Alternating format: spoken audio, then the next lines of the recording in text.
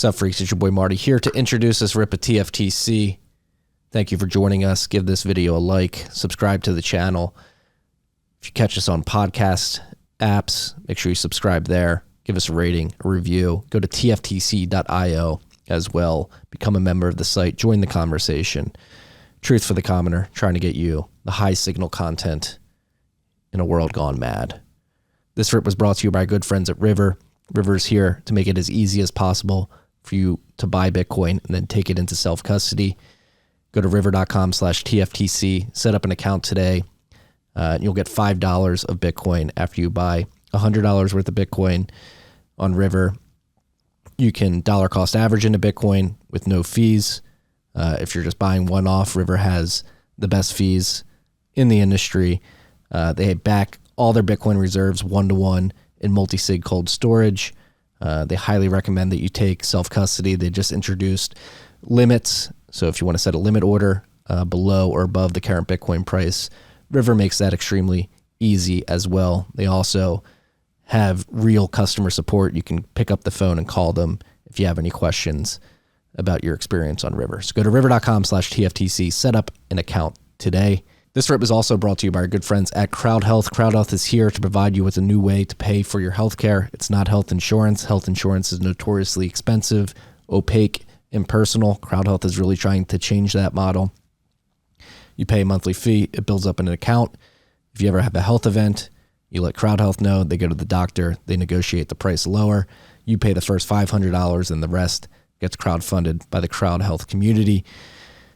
They have Bitcoin Lightning payments that they just enabled. So if you want to pay your monthly fee plus your doctor in Bitcoin over the Lightning Network, you can now do that.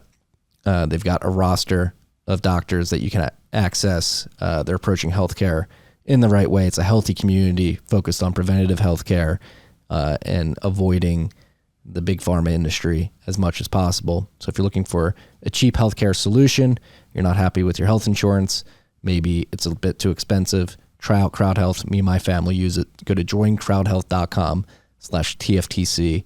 Sign up today using that, and you'll get $50 off your first month. Joincrowdhealth.com/TFTC. Enjoy this rip.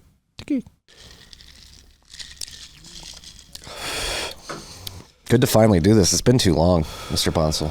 I know it has, yeah. It's been years. It literally has been years. Like, I feel like we see each other often, but like we haven't really sat down for like the real combo. Well, as you were just explaining, you've been thinking about this particular idea for well over a year now. We've talked about it in the hall. We talked about it at the Driscoll a couple of months ago. And then you finally released the piece. Was it last week, 2 weeks ago now? Yeah, that's right. Yeah. Part one of, I can never seem to get it done in one article. I feel like I always got to write 2 or 3. So this is just the first one, and I think it's good because it really cleared my decks. I got a lot of background work done in this article that I think is really prepping me for what I think is going to be a more interesting article, frankly, which is the second one that really tries to apply some of these ideas more broadly. But yeah, I'm excited that I'm finally writing and publishing now, and not just like researching and ideating and note taking and making false starts, and yeah, so that feels good. Well, I hope it feels good because this is the first piece in a while, and this idea that you're sort of expanding on that has really changed my perspective in a long-term belief that I've had about Bitcoin for almost a decade now, which anchors to the difficulty adjustment. Like, I thought that was the secret sauce. Me too. That made Bitcoin as special as it is, but you've really honed in on Satoshi building on the mistakes of cypherpunks before him, particularly Waydai and B-Money. And you've honed in on the finite supply being the most important. Or maybe I would aspect. say avoiding those mistakes because of a different goal, different top level goal. Yeah. I'd say. Yeah. So where should we start with this idea in your mind? Where's the best place to start? Yeah, maybe let's just get into it because I feel like it's something I think about a lot. Frankly, it's like it was a question I used to ask myself, like in the shower, right? It's like how does Satoshi think of the fucking Bitcoin? How do you come up with that? Or like, who is Satoshi? That's the other half of that question. Like, who is this person or persons, and how are they positioned to make this incredible accomplishment, right? Like, and even it goes back to me a little bit. I tried to write about this a little bit too, but it was just too esoteric, so I skipped it. Like, one of the cool things about Einstein, another impactful intellectual in human history, There's a whole like Einstein Satoshi thing I want to work on of like why they're so similar, time and space and maximization principles and whatnot. There's interesting stuff there. But one of the things that's cool about Einstein is he lived a really long time and was famous and well known as a scientist for a number of decades after his major contributions of relativity and quantum mechanics and so on at the turn of the last century. And there's incredible writing that he does like about how he came up with these ideas. Like I had that idea for the notion of, let's say, the equivalence principle, an idea in general relativity, because of an article he read about a house painter falling off of a roof and how that house painter felt like weightless on the way down. And he was like, aha, that's of course the key insight. It's really cool to get those stories, right? Because that's not, you don't write that in your paper explaining relativity. Like that comes out years later when you talk about what you were thinking about before you wrote the paper. Mm-hmm. I think the way that we communicate ideas changes once we have figured out the idea, right? Because then you're like, okay, now that I understand this, here's the cleanest path to get to where I'm at, as compared to here's the circuitous path that I took myself to arrive at this idea. And something that I feel like we're all a little bit impoverished by is we don't have that for Satoshi. Satoshi doesn't have interviews and books talking about like what they were doing like before this and how they came up with that insight and how did you think of the difficulty adjustment. Like we don't have those direct answers. We have writing from Satoshi describing what these things are and why they're useful and why they're necessary. We don't have as much saying like, how did I get here? Here's the things the mistakes, going back to Einstein, there's versions of relativity that Einstein created before the real version that were wrong, that were mistaken in important ways. But we have discussions of those things. We have Einstein himself talking about like how he was lost for years in this one area and then finally, had the insight that led him. We don't get that for Satoshi. We don't know what Satoshi tried before the difficulty adjustment that didn't work or whatever, right? So I think about this a lot, and I wish that we had culturally just this resource of being able to talk to Satoshi about their ideas and so on. And don't get me wrong, I think it's best that they left. Like, I understand why, but it's just one of the consequences, right? Like, I think my line on it is, both relativity and Bitcoin are dangerous, but Bitcoin is obviously dangerous. And so Satoshi knew that up front and left. Yeah, Satoshi was around, from white paper to him leaving, he left in what, April 2011? Yeah, it's like only about 3 years of being in public. Yeah. And it's funny you're mentioning this. I'm like, yeah, why didn't anybody on the mailing list or in BitcoinTalk.org like ask him, like, what were you thinking when you designed this? It was all very, like you said, like active, like, all right. I think people are a little bit more immediate. They're like, they want to discuss the idea and its correctness or incorrectness. It's only, I think, after the idea sits for a while and we're all like, we get to regard it as like, wow, this is a really powerful idea. Now we start to get curious, like, where did it come from? Yeah. So yeah, I guess this first piece is really trying to explore that connection of issues. And the claim that I'm making is, while the difficulty adjustment is definitely novel and it's a brilliant part of what makes Bitcoin succeed, Nakamoto consensus is, of course, a solution to the Byzantine generals problem, a novel one and more powerful than traditional solutions. These are all great proximate reasons why Bitcoin succeeds. But I think behind all of those is Satoshi's desire to create a finite money supply. And then in my research, reading about B-Money and BitGold and various other projects, none of them focused on that issue, right? Like many of them sort of assumed that the monetary supply should be dynamic, right? That monetary policy should be something that human beings collectively decide and argue over and come up with different proposals. And Satoshi didn't want that. Satoshi was like, no, I want there to be a finite money supply. And I think what I've convinced myself of is once you decide that that's your goal, like, or your top level goal. I mean, Satoshi also cared about privacy, cared about, transactions, not being censorable. Like, these were also important ideas for Satoshi, like, which overlaps a lot with the history of other digital currency projects, which were really motivated by those ideas. But I think it's clear to me that Satoshi's top overriding goal was have a strong, sound monetary policy. And once you adopt that as like the most important out of all the goals, I think it affects the way you choose to build and the kinds of problems you want to think about solving. And my argument is that once you make this choice, it actually simplifies the problem. Like it's harder to build a money that is dynamic in its monetary policy, because then we have to build a mechanism for all of us to talk about that policy and make decisions about it. Bitcoin gets to just skip all of that. It just decides what is the monetary policy, and then we do it. And I think that was a really important thing for me to see. Because then it helped me understand that, like, okay, so it turns out like the difficulty adjustment and Nakamoto consensus are actually things that follow. Like once you decide you want to eliminate these freedoms for users to create their own money, you want them to create money on a predetermined schedule, you're confronted with how do I make sure that schedule runs on time, like the way I want it to be, right? And then you're like, oh, I need to regulate the rate at which blocks are being produced. How can I do that? This is not a question like I think like Szabo or Wei Dai asked themselves. Like the rate of creation of money was not as important for them as other concerns, and so they didn't think about the difficulty. They never came to that, as a problem space they needed to think about. Yeah, and comparing Bitcoin to B money and Bitgold specifically, and more particularly B money, I think what you really hone in on and highlight acutely is like the different bid-ask structure that affects the supply of their money supply compared to Bitcoin, and how, since Satoshi determined out of the gate this is a finite supply, completely changes the dynamics of how individuals are interacting with that particular digital currency and how it succeeds going forward. Like B money arguably was dead on arrival because of this bid-ask structure that they had. Yeah, it was never implemented. Yeah, because it was a cool idea, and you could reason it prompts a lot of interesting questions, like and follow up at but no one actually built it because you can't build it. It's not possible. I think it boils down to maybe it's good to summarize for the audience. Like you can think of B money's money creation process in 4 phases, like as described by Wei Dai. Phase 1 is planning. And that's when the users, and I should also add that these 4 phases are meant to be constantly happening all the time. So like Wei uses the phrase money creation period, which you can more or less hear as a block, right? So like every block, the users are supposed to collaborate and decide, okay, how much money should we create? And there's no like, how are they supposed to do that? Like, like professional economists can't agree always on what we should be doing in terms of monetary policy.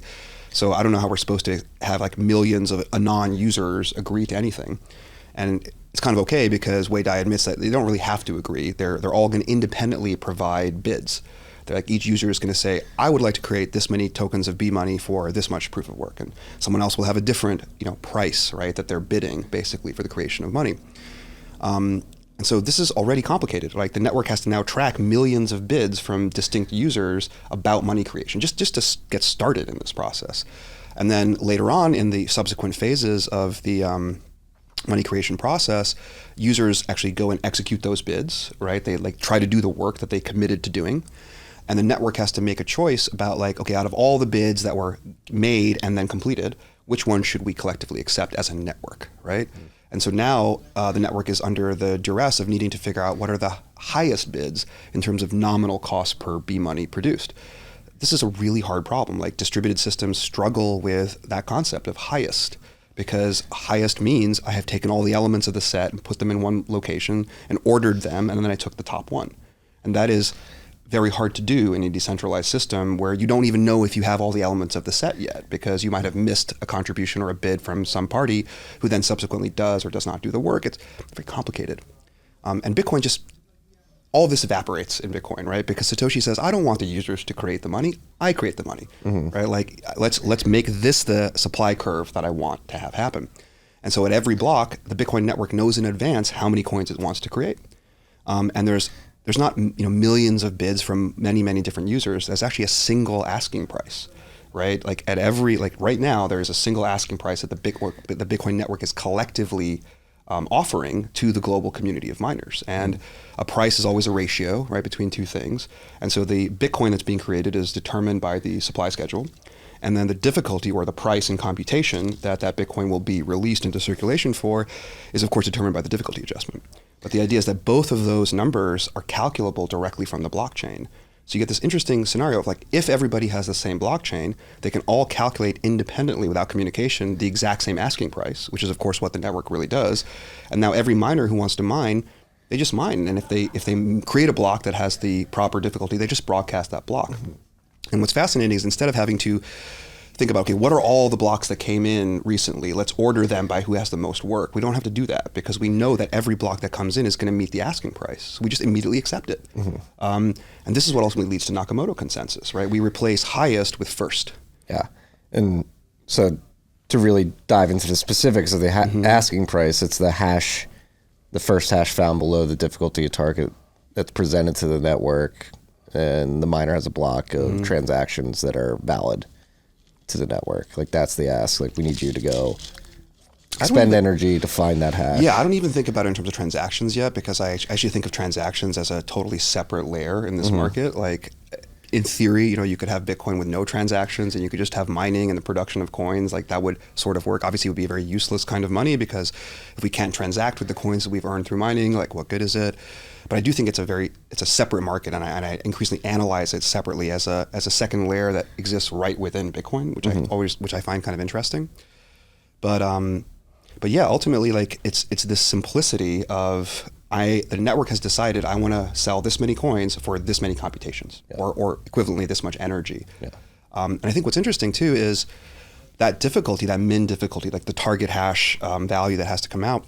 It is always the case that up to statistical variance, the network pays that price, right? An individual miner doesn't pay that price. Right? When you are a miner, you don't have the entire hash rate of the planet. Like, you're not the fact that you happen to be the miner that found the block, or you happen to be a miner in the pool that found the block. What's really implied is that the entire community of miners, like the global industry of miners, paid that computational price. And so the market in Bitcoin is fascinatingly between the entire network selling coins and the entire industry of miners purchasing those coins with computations. That's different than in a B money. In B money, each user acts on their own. Right? Each user is independently offering a bid to create money, independently working on that bid with proof of work, and then broadcasting a winning ticket, and then all those bids are individually accepted or rejected, right? So inherently more complex system where each user is kind of their own island. Bitcoin is global and deterministic, and that's very interesting to me. Yeah. And I mean, it's funny because Wei Dai was skeptical of Bitcoin at the beginning, wasn't he? I think he still may be. Yeah. He emerged recently on Twitter. Yeah, came back on Twitter, but I think specifically to sound the alarm bells about AI. To whinge at Brian Bishop about AI, which is so beautifully appropriate. And of course, everybody descended on him to be like, will you be on my podcast? That's exactly what happened. I definitely messaged him too. I'm hoping for a response back, because I told him, I asked him, I was like, how much do you care about monetary policy? Like, I'm rereading your work, I'm thinking about Bitcoin, and it's dawning on me that, like, Satoshi's biggest accomplishment was deciding to implement this constraint, and then everything followed from that. So I asked him, like, is my reading of your priorities correct? Did you not really care about monetary policy? You were more interested in trying to build a functioning currency and ledger. I haven't gotten a response yet, but that's my feeling, right? That it just... neither for Szabo or for Dai was this sound monetary policy like the thing to build, right?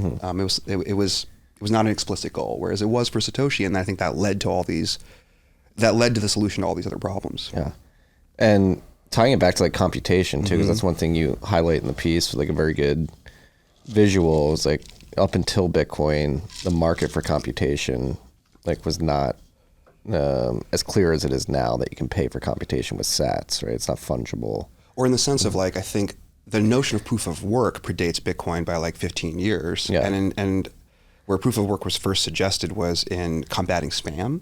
And so, like, if you wanted to send an email, you would like do some proof of work, so do some computation, spend some energy, kind of attach that along with your email, and that would be your ticket to get the email delivered, right? And that's why I always thought the difficulty adjustment was a special sauce, because what Hashcash original implementation, that's the problem they ran into. There was no difficulty adjustment, so it just became...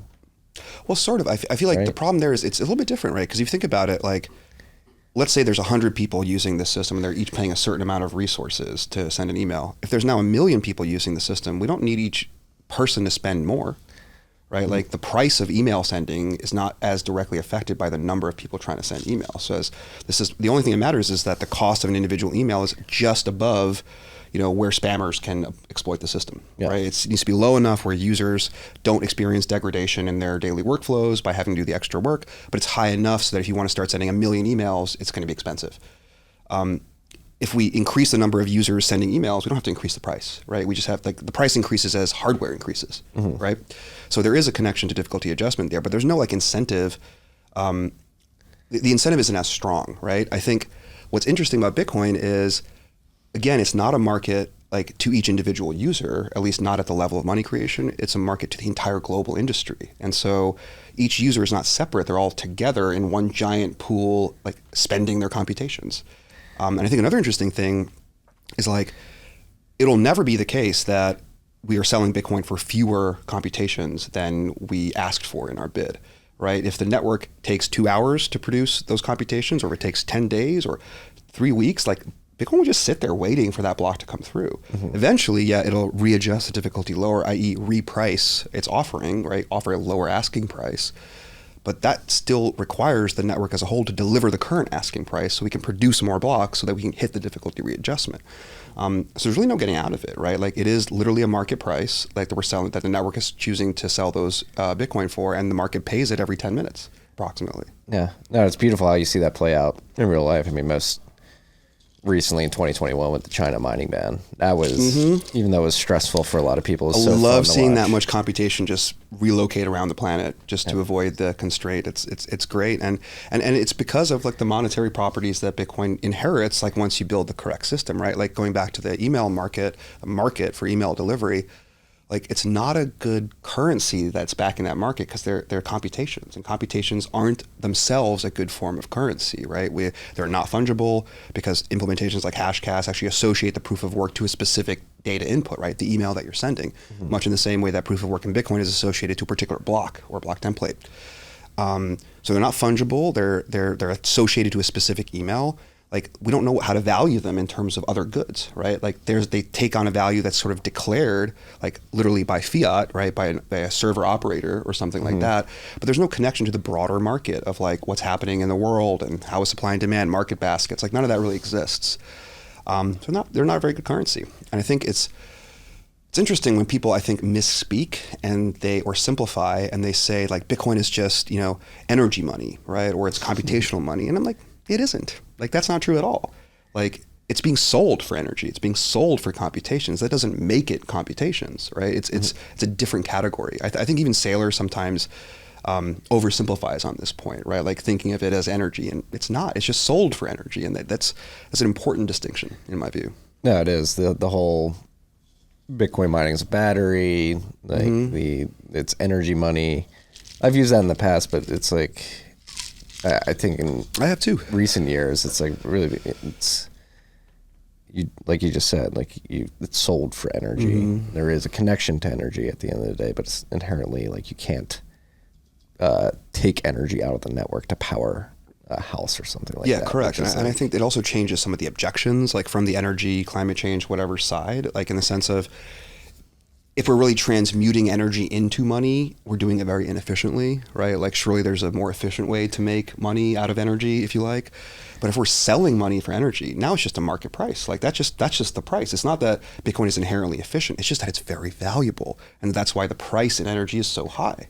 It's a different semantics. So I feel like the criticism that like the system is inefficient, it just doesn't apply, right? Because we're not trying to make the claim that like the whole like you use this much swimming pools of water or you use this much energy to do a single transaction. Like this thinking is wrong, and for so many reasons. But like one of the most obvious ones is like people are choosing to spend this resource, computation or energy, on this other resource, Bitcoins. It's just a market trade, and this is just the price that the market has for it based on relative supply and demand. And that to me is a lot cleaner. It's a lot harder to object to that, right? Because you're basically now saying, instead of saying, hey, this system is inefficient, there's a better way to create money out of energy or computations or go to proof of stake or whatever. It's like, no, this is just the market price, and it's really hard to get the price to change in a market without affecting either supply or demand. You can't just like declare that the prices are going to now be higher or lower, right? That never works. So I don't know. That helps me center myself on like, how do we actually think about where Bitcoin comes from, right? Yeah. It comes from a market. It comes from a service that like the Bitcoin network has a goal. I want to release 21 million Bitcoin, and it relies upon service providers like the entire industry of miners to implement that goal, and it sells those coins to those miners for computations because that is like the fairest way to distribute the supply. Yeah, and like leaning into that industry of miners too, and harkening back to like energy efficiency, if you look at the joules per terahash over time, like the vehicles, the ASICs that actually allow you to sell energy for Bitcoin have gotten extremely efficient, going from hundreds of joules per terahash to I think the latest Bitmain machine will be 17.5, 16.5 joules per terahash, which is just an insane efficiency gain. Like these miners are highly incentivized to. Or to flip it around and say it in market speak, it's like miners are so incentivized to buy Bitcoin that they are working on better and better technology to create bigger and bigger budgets for themselves so they can buy Bitcoin relative to other miners even faster and better. But then, of course, that's the virtuous cycle. Now, everyone starts to do that. And then overall, the market price of Bitcoin as denominated in computations or energy just increases and increases. And that, of course, ultimately does translate into security and finality, right, for the blockchain, for Nakamoto consensus. But it's just people bidding on a valuable market good. Like, that's the way I like to think about it. And to me, this is like such a pattern that we have to replicate at every other layer, right? Like, I hate the whole blockchain cargo cult of like the blockchain is what's so no, it is someone created a really smart incentive structure, and the blockchain just records like the history of that incentive structure. And in order to take other services that exist in the world and to make them decentralized and to eliminate central points of control from those services, we don't need to work on better blockchain technology.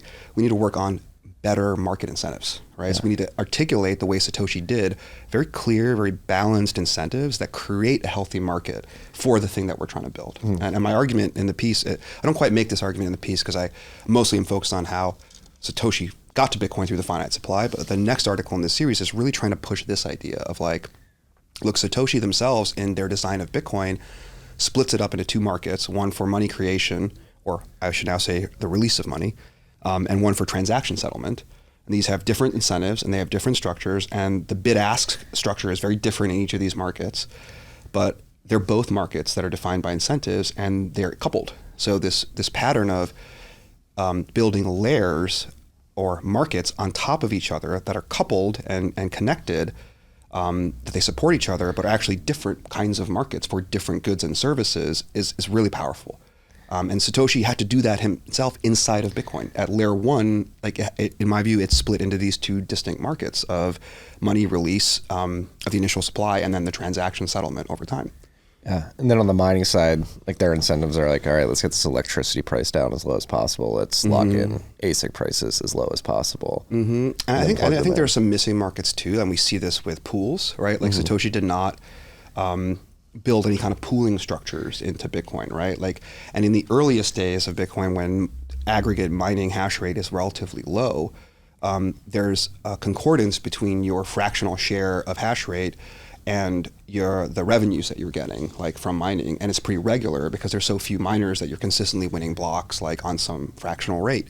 Of course, as the price increased, right, as the amount of computations like exponentially increased, it's now much harder as a solo miner to get that consistency, right? And so what happens? A market solution shows up, right? We get the concept of mining pools, and they actually build now a third market, which is it's not even directly computations for Bitcoin, right? In the sense that the Bitcoin network offers that asking price. It's now Bitcoin for hash shares, right? Like you don't even need to win the block. You'll still get paid. Yeah. Right. That's a very interesting additional market that got made. And I think another pattern that I think we will see, and truthfully we see this in altcoin land and already, is like your first stab at the market might be kind of centralized.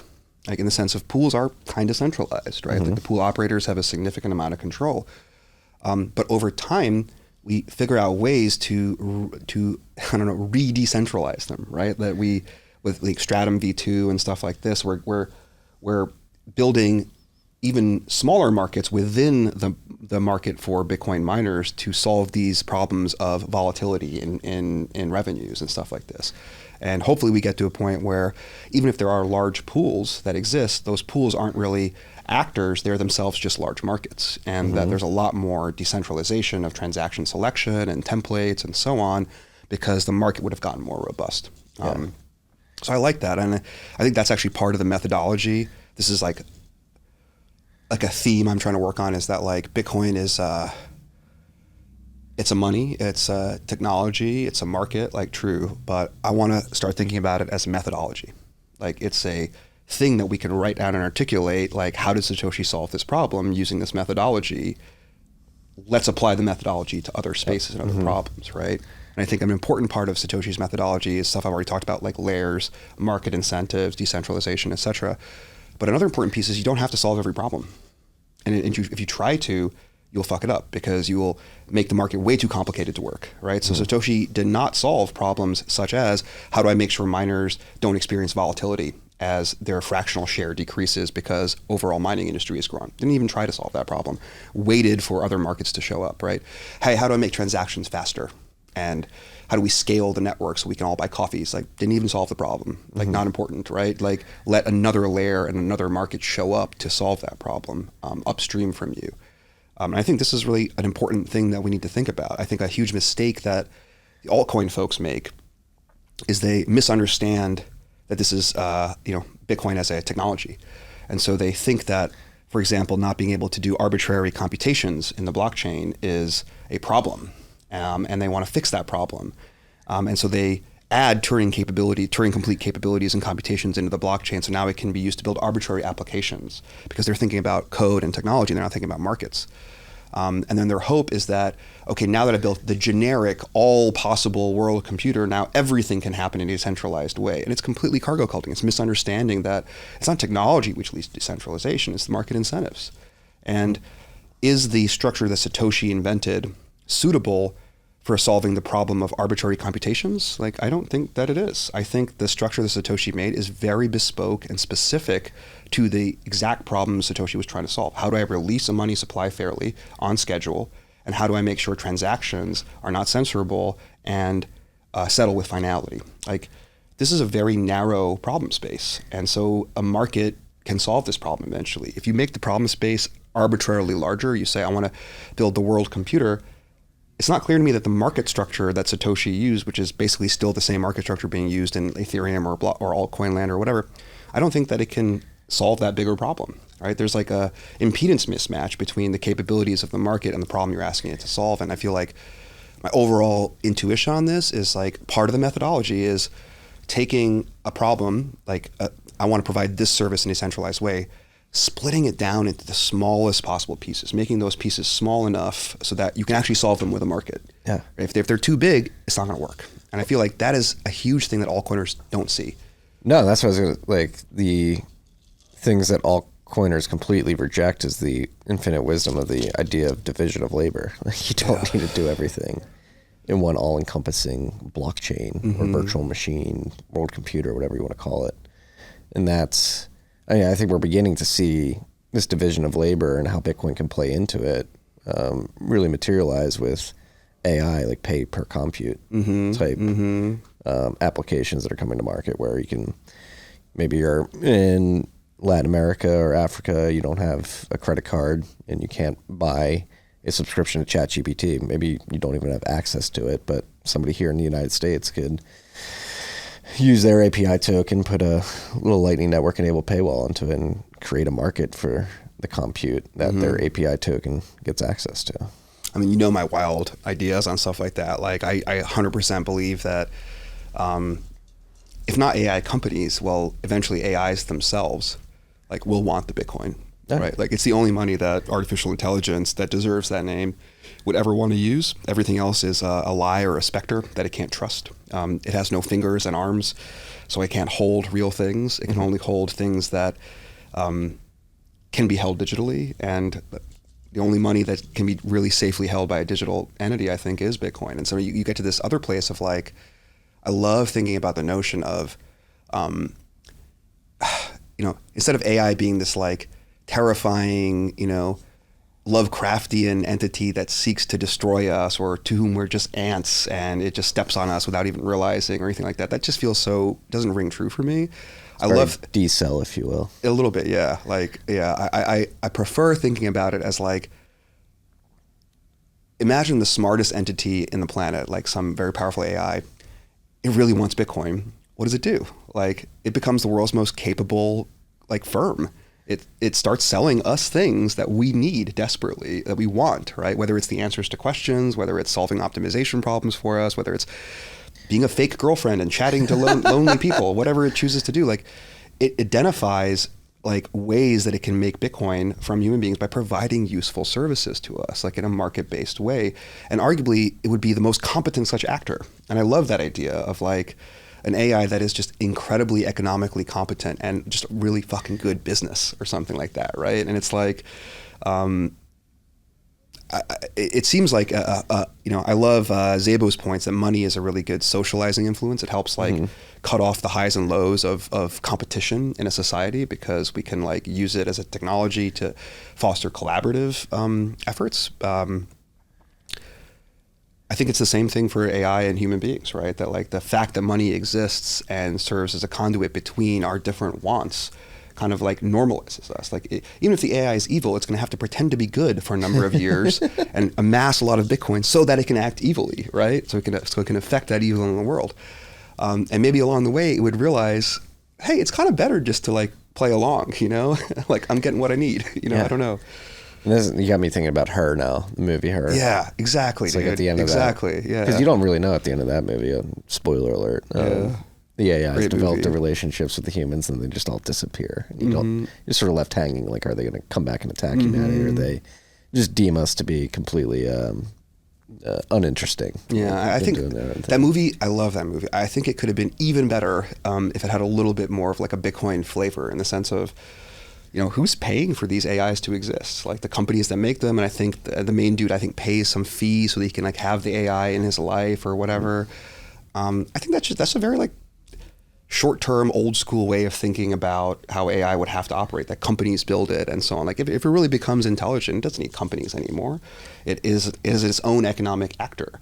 And so the question is, how does like a free AI in that context, like it still has to pay for its life, right? It still has to pay for compute cycles. It's going to have to like figure out how to earn Bitcoin to pay for those compute cycles. And I don't know, I just find that it's a very normalizing influence, right? Like it's far easier to just be a good actor and earn money and then get to live, as compared to trying to be a bad actor and risk not having money and being turned off, you know? Yeah.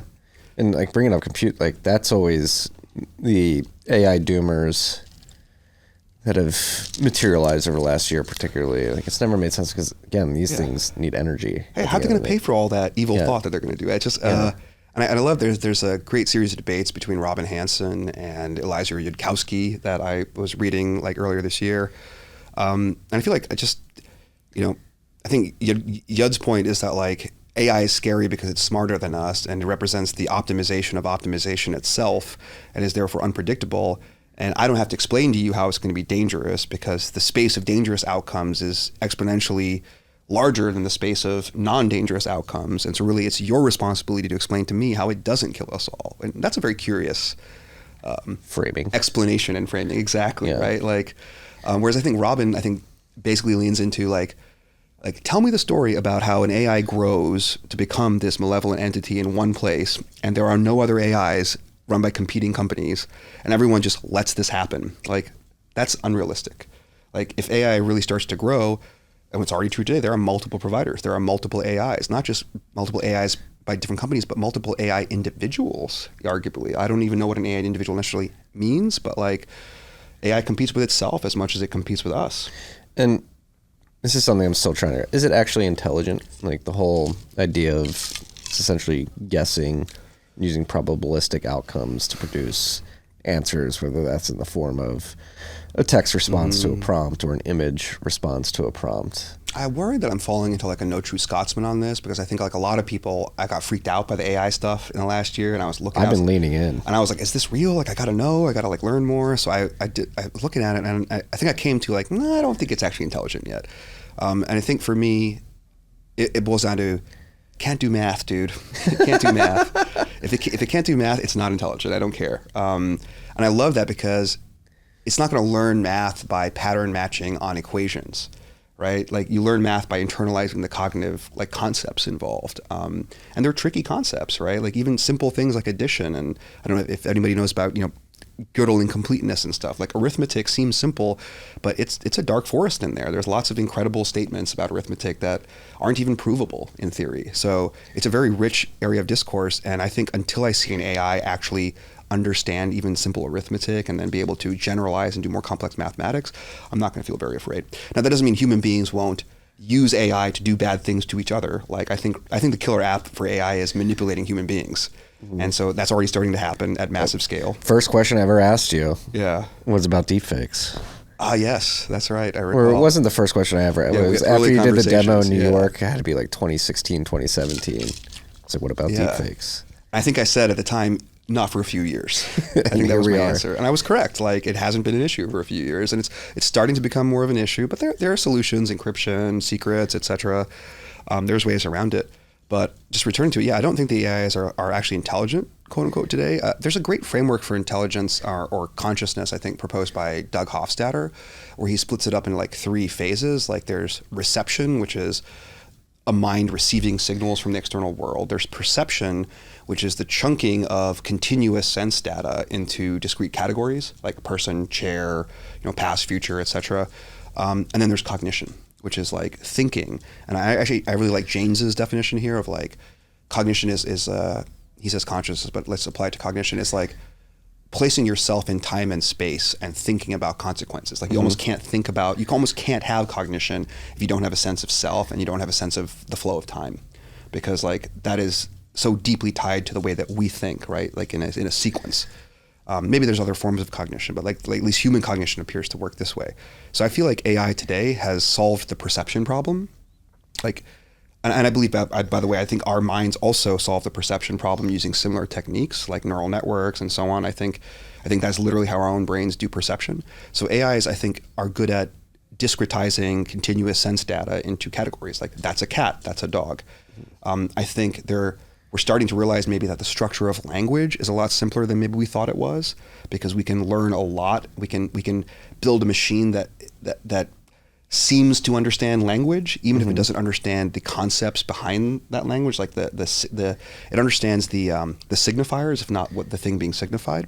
And so, to me, this is like, it's still perceiving on some level. It's perceiving that input you gave it as a category. Like, you're talking about this idea on all of idea space, and the next thing I should do is this thing. It's in some sense, it's perceiving not just words and data that it's been trained upon, it's perceiving the combinations of those in some sense, right? So it's like, even if there was never, this rap song in the style of Charles Dickens or whatever, like, it sees those 2 separate categories, and it sees like the metaspace of the combination of those 2 categories. So I still think it's just still perceiving things, and it's building categories, but it doesn't understand how to actually think yet. Yeah. And I tend to believe that like it won't think until it starts to experience like embodiment, like a self, and an experience of time. I think those are crucial aspects to thinking as we know it. So I'm not surprised that it doesn't think, because there's no methodology for giving it those experiences. I love the notion that somehow forgetting is important to thinking. Like, part of what it means for time to pass is to not be able to go backwards again, like not access the past, because we can't access the past, nor can we access the future. And so there's this notion of like, how do you build that into a computer? I think there's some interesting ideas like hash functions and one-way functions, deterministic functions are ways to create that directionality of time and experience, but that's not how ML works today. ML is just linear algebra and conditional logic. So it's like, I think the AI is really good at perception, but doesn't understand cognition yet, and which means we're far away from the AI apocalypse or whatever, right? I think we're a lot closer to just standard human beings will use AI to trick each other and to manipulate politics and steal money from old people, and that's exactly what is going to happen. Like, that's the danger today, which is not an insignificant small danger. That's a real danger. That's not.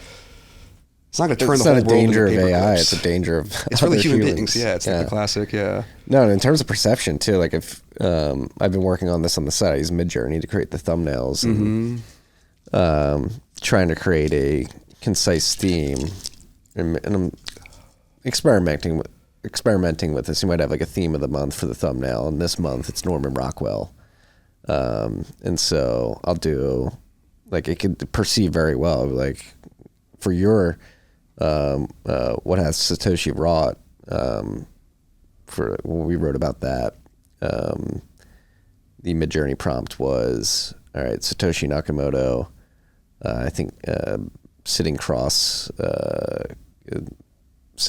Indian style, like in the middle of the road, like thinking deeply with like a crowd around him, comma, in the style of a Norman Rockwell painting. And like gave me that. You can see what it's perceiving. It takes Satoshi Nakamoto.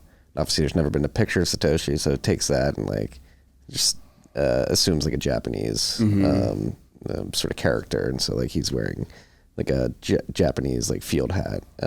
Even though Satoshi was almost certainly American.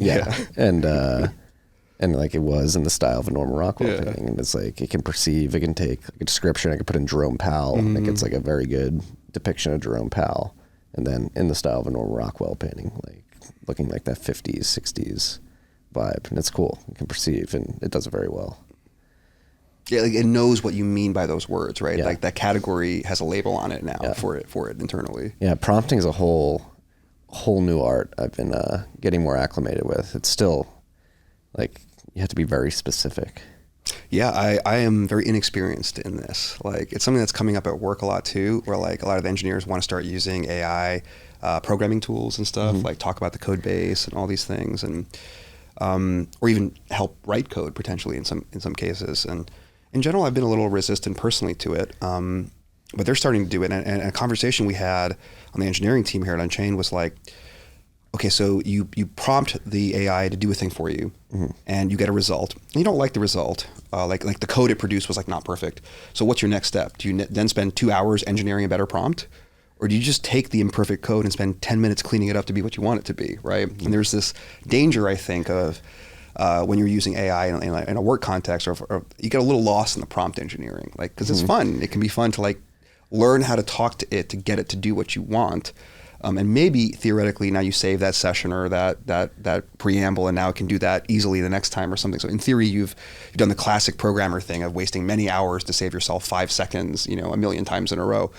But I tend to be like, I'd way rather just write the code than talk to the computer to get it to write the code. Like, it's a little funny. And I think this also turns into like cognitive crutches to a degree. Like, there's a great Ted Chiang short story that came out recently in his new collection that just talks about like every tool that we've ever come up with as a species for like that changes the nature of communication, like, and research and discourse. It also changes the nature of thinking itself, right? Like, and in his short story, like there's like a putative device that lets you replay conversations and replay experiences in your life, and this actually changes the way that people think about everything.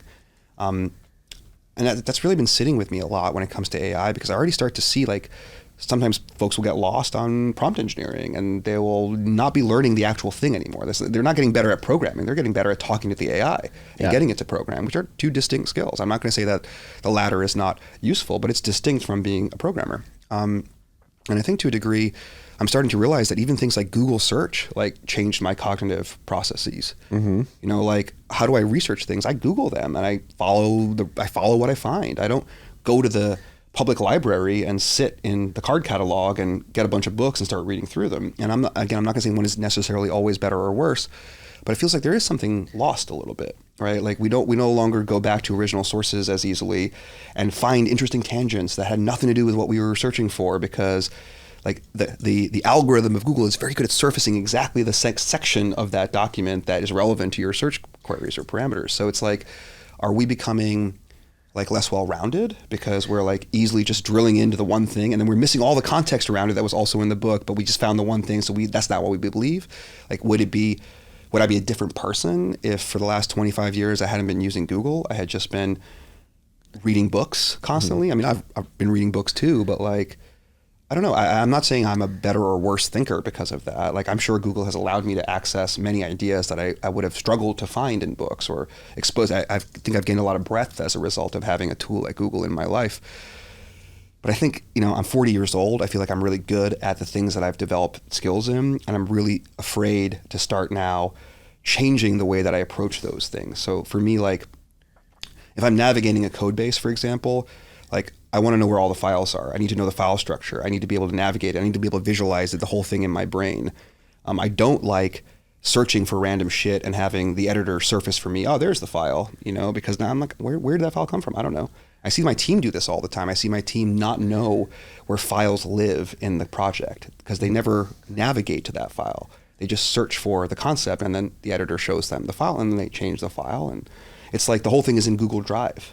From their perspective. And to me, I'm not going to say that's always worse, and sometimes it can be faster. It's easier to maybe navigate a new code base when you first get there, but if you're searching for mastery, right, if you're searching to be like really, really good at this piece of code, then you got to know where everything is. And part of me feels like, in that case, we're talking about an editor changing a programmer's approach to their craft. But certainly I feel like prompt engineering is even more dangerous, let's argue, in that way, right? Because now you're not even coding, you're talking about code in a very specific way to produce the results you want. And part of me is like, whether it's asking the AI to code or whether it's asking the AI to explain code, right? Like, part of me is like, I'd rather just read the code and write the code, you know. And a little bit, this is old school, and I admit to being a fuddy-duddy about this. Like, I know a lot of my engineers are really excited, like, to be able to use these tools, and they feel like they're learning faster because, truthfully, I also have many years at Unchained working on the same code base. So I have this accumulated expertise that now I get to live inside of, and some of them are new and they don't have that, and they view this tool as a really great way to get up to speed and be able to, like, let's say, communicate with me at a high level because all these questions that they didn't understand, they asked the AI and they got some great answers. Now we can talk about it. But then part of me is also like, great, but that has to be like step one, right? Like step two has to be, now you go do the research and actually read the code yourself and understand everything and like find the weird comments, and that's where mastery comes from. Or at least that's where I think mastery comes from. I don't know. So I've been very afraid to lean into the AI stuff. Well, as you're explaining that, like it's popping in my mind. Maybe that's like the way AI kills humanity, is it just makes us so dependent. Just makes us all Eloy on its answers. Yeah. And like, because I'm applying this like the energy industry, like particularly with this energy transition. Like I would make the assumption that we need hydrocarbons moving forward. And let's just assume that's correct. Like the incentives that we've set up in the energy sector particularly have disincentivized people from getting petrochemical engineering degrees that then go into the workforce. So we lose the ability. Yeah, so exactly. That's like, could AI like just becoming dependent on prompting and not actually understanding the underlying sort of infrastructure of, or the mechanics of the responses you see this, there. There's a great YouTube video from Destin over at Smarter Every Day, if you watch that channel. It's really good. He gave a talk, not at NASA, at a different organization, but like a very high level, like well-attended conference about the Artemis mission and like our return to the moon and how's it all going to work. And he was like, his basic point was like, I don't think this is going to work. I think you guys have ignored like everything that was learned in the 60s about how we got to the moon in the first place. Like he produces this document. It's basically like, it's like a research report like written in the 60s, early 70s about like, how did we get there? Like, what were the things that worked? What were patterns that we learned? And then he like asked like, who has read this document? Like, and no one has read the document in that room or whatever. And he's like, basically like, shame on you. Like, shame on you. Like, they gave you the solution and you didn't even read it. And now you're trying to rebuild a mission to get to the moon and you're doing it wrong. Like, he asked some very basic questions of like, how many launches will be required to get enough fuel into this spaceship to get it to the moon? And like, there is no answer, at least according to his analysis. There are differing answers in official works, and no one really knows the actual number because the mission has gotten so complicated, right? I feel like the original Apollo missions were designed to be about as simple as possible with like the most creptastic 1960s level technology, right? And they pulled it off somehow, right? And they did it because of like, he also talks about culture, like a culture of like, everyone is allowed to complain and raise issues, and like we want to hear like every possible thing that could go wrong so we can correct for it and build redundancies and have backup systems and nail this, right? Like, and his argument is that some of that culture is being lost now. Like, and how much of that is incentives? How much of that is people relying on Google or relying on tools like that as compared to having to go back and read original reports and so on? How much of that is fear now in our more litigious, complex, social media driven, hot take driven world about like, you know, every time Elon Musk like fucks up / makes progress with a new rocket launch where like something exploded but they learned something, like is that success or failure now, right? Like, I don't feel like when stuff like that was happening in the 50s and 60s as we were figuring out how to get to space, it was never such a public oh yeah, let's score on Werner von Braun because his most recent rocket exploded and or whatever, right? Like, it's just interesting to me to see like in many areas of human endeavor, like there's this, it seems like we've lost something from the past. I'm not gonna say that things aren't gained. I definitely think that there are, like, it's not like we're dumber inherently, like we approach knowledge work in a different way now than I think in the past. And part of me worries about that. Yeah, I think that's the fear, is like if you get disconnected enough from an anchor to truth and true understanding, like yes, it can work for a while, but at some point you like disconnect from reality so far that you don't know how to get back. And God forbid something happens. You're dependent on the responses to the prompts you give the AI, and one day it's like not there to give you a response. You're like, oh shit, what do we do? Yeah, I don't know how to do this myself. Yeah. Exactly. I find that scary. But, at the same time, I do feel like there is kind of like, people are perceiving that. I feel like there's a lot of people, myself included, who like are really interested in old ways of doing things. Like whether that is growing your own food or something, whether that is building things with your hands, whether that is like having an understanding of, like things that you don't have to do because they're cheap and they're easy in the world around you, like part of the global supply chain, et cetera, but you choose to do them anyway, like sewing, knitting, whatever, like making something yourself. Like there's a lot of culture of that in our generation. Like people are really excited about these things. And maybe it's because we feel like without being able to communicate it, that we're distant from the world in some ways. And we want to try and recapture that to a degree, right? Whether it's, homesteading or ranching or farming or whatever it is, like people are choosing that life as compared to being born into it and then learning it as a career, right? They're like having to, and then of course they're putting it on YouTube and people are watching them have these experiences where they learn how to do these things. I don't know, I think it's kind of cool. Yeah, is that like this humanity just had this self-correcting, like again, maybe this goes back to like cognition and like consciousness, like is there that subconscious recognition that they're like you need to be somewhat connected, and that's like over time, if we stray, there will be a subset of us that return. I do think it's one of the best things about human beings. Like you can make the most reasonable claim in the world, and someone will disagree with you in the world. Someone will be like, "No, bullshit, absolutely false." And I just think there's something about us that like it's a survival thing. Like if there's always some splinter group that just completely believes the opposite of that, like there's some heterogeneity in that. I think on some level, right? Like, yeah, and it's weird too because where we are right now, this particular inflection point, like the pace of change that we're living through as a society is unlike anything we've ever experienced as a species. Yeah, I think that's fair. Which makes everything harder just to discern and to try to put, like, there's no previous context to, I mean, obviously, yes, there's analogies and parallels with like broader themes, but in terms of like the pace at which things are changing in today's world, like chemically our brains have never reacted to this amount of change this quickly. It's like, I want to believe that that feels like my own experience too. Part is like maybe I'm just getting older and like now I'm slowing down and the damn kids are doing all the weird things with their slang. It's like one of those. Something that I always think about is like when did Lindbergh cross the Atlantic? It was like 1927, I want to say, somewhere in there in the 20s. And like 40 years later, like my lifetime later, we land on the moon. Like that's incredible to me.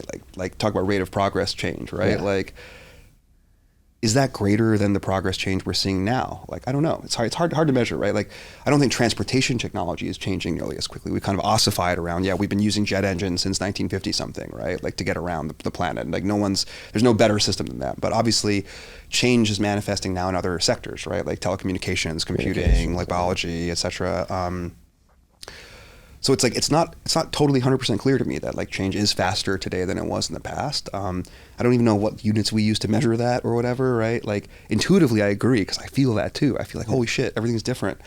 And I certainly know that like grandparents and stuff are like completely overwhelmed with like the modern world and technology and how complex it is. And to the point, you ever try to explain to like a really elderly person like how accounts and credentials and 2FA or something, like they're just trying to watch like their sitcom that they love from India, like over the Netflix or whatever. And it's just like, so people like, well, grandma, you see, like there's a difference between an account and a user, and you have to like, you're logged in as this user, but actually you want to be on this other account. And it's just like, part of me's like, this is so stupid. Like, this is so dumb, right? Like, why are we having this conversation? Like, she should be able to press the button, the TV should turn on, and it should be done, right? Like,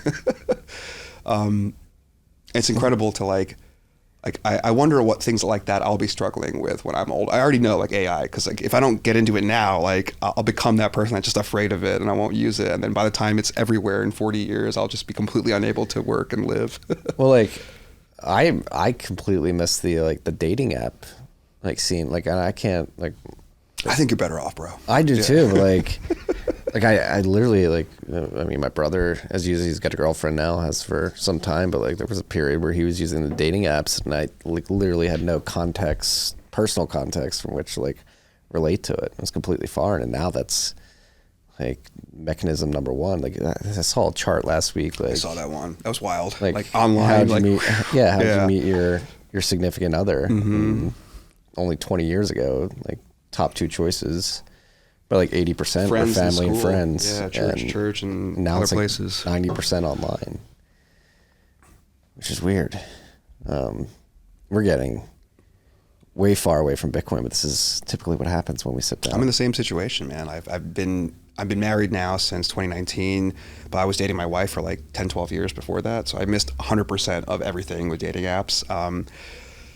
And occasionally I will feel bad. I'm like, oh, I bet it would be cool to swipe right or whatever. But honestly, I'm so thankful because it seems like terrible. It just seems terrible from the outside. Like, no, and I might be like one of the last, I'm like one of the last pieces of data of the people who like got introduced via family. Like my wife and I met her parents, my aunts and uncles, my parents, my cousins. Like my wife was best friends with my cousins, is best friends with my cousins. So we met via familial relationship, and it's like completely crazy to me that that's not even like very uncommon. Yeah. Very uncommon today. Yeah. That's like going back to like this whole inflection point and all this change. Like, how could like Bitcoin be like a re-anchoring to reality, like get people back to this? Like, because that's, we coming from the Austrian view, we're focusing a lot on the technicals and like the philosophical details of the finite supply. Like, do you think that finite supply, that sound money, can bring people back to a sense of like relative calmness in their economic life, which will bring them back to being able to focus on relationships? Because that's the one thing that's, that stat, people meeting online, it's like it's proving that the relationship that people have with their family and local community is degrading pretty rapidly. They have to go external to go find. I think there's some like inherent like demographic and structural changes too. Like it's like, if you grow up in a small town somewhere, like what do you do when you turn 18? Do you stay in that town, like where there isn't work for you, but you have strong family and social relationships, maybe a sweetheart or whatever? Or do you go to the big city and now you don't know anybody and you're on the dating apps but you're getting paid really well and you're improving your career? And like, I think for me, something I do worry about just overall is urbanization and the notion that like more and more people are constantly moving to cities. Like on some level, I think that's really good because like cities are incredible. They're incredible places for scenes and movements to occur because everyone's like co-located. It's really important. But at the same time, like I think there's something powerful about a world where we don't have to go move to the city to get the supplies and the lifestyle, the knowledge and the income that we need to live. Like there's something about like decentralization of human beings around the planet, which I find really attractive. I think we were talking about this with Jimmy yesterday too, where like I think it's easy for I think Bitcoin folks, especially, to kind of like put a fiat label on everything and be like, oh, fiat sucks, fiat ruins this, and so on. And for me, like it's not so much fiat, like the concept of fiat to me that is the problem. It's the concept of like ever increasing centralization without any incentive for things to get smaller and more split apart. Like that's the part that feels like the bad part, you know, like. No, like fiat, no one's upset, including Bitcoiners. Like we're not upset like when you go to the farmer's market and there's a bunch of people engaging in direct trade of like things that they made like in their community and they're paying for it in dollar bill. Like that's not the bad part of fiat. Like the bad part of fiat is the massive centralized banks that like abuse their clients because their real constituencies are capital markets and other big banks and huge companies, right? It's like, in some sense, like the trend for things to get ever bigger like it's really scary to me. And that's why I think why I worry about urbanization too. Like I want there to be countervailing impulses. I want there, or incentives. I want there to be a reason like a company decides not to grow larger, but to split into two companies. You know, like there's almost never a reason to do that in today's world. It's almost always better to leverage economies of scale and the greater clout you get as a larger organization in the world. But, you know, I feel this even at Unchained, like as we grow larger, getting information to pass around within the organizations gets harder and harder, right? It's hard. It's sometimes, hey, how long have clients been complaining about this? How do I not know about that? Like 4 years ago, I would have immediately been aware of this issue. It's really easy for information to get lost and get routed improperly in these larger organizations. And then I think that leads to incentives degrading over time, and it leads to the entities and constituencies that you were formerly serving now become things that you're exploiting, right, to continue to grow. Like the organization takes on this like inertia, like it becomes like it cares mostly about itself as an organization, not necessarily the service it's providing or its clients and its constituencies. I feel I can't articulate all of this vision, but I feel like one of the things I most appreciate about Bitcoin is it has the potential to create a countervailing impulse that like, maybe there's a reason we should split up. Maybe there's a reason we should stay small. Maybe there's a reason that growing larger is not in our best interest, that being smaller and more spread out and more decentralized can actually be better somehow. Because again, I don't think anybody's trying to build evil exploitative systems on purpose. It just makes more sense in every short, small decision to get bigger and bigger and bigger and bigger. And so you wind up with gargantuan corporations that don't really care about people or other things. If there was a way for those, if there was just a countervailing impulse, it could be really powerful. Yeah. I mean, I think about this like TFTC. I was telling you in DMs last week, but we began leveraging AI like outside of the thumbnails to help create content. Like for me, selfishly as a business owner, it's like leveraging that tool, which is way lower cost, to produce more content. To number one, like it's helping me, like that's truth for the commoner. The goal with the relaunch and the redesign of the site was like get more content, curate more content that I think people need to get access to. But I ran into this problem of like, all right, like I can't create all the content myself.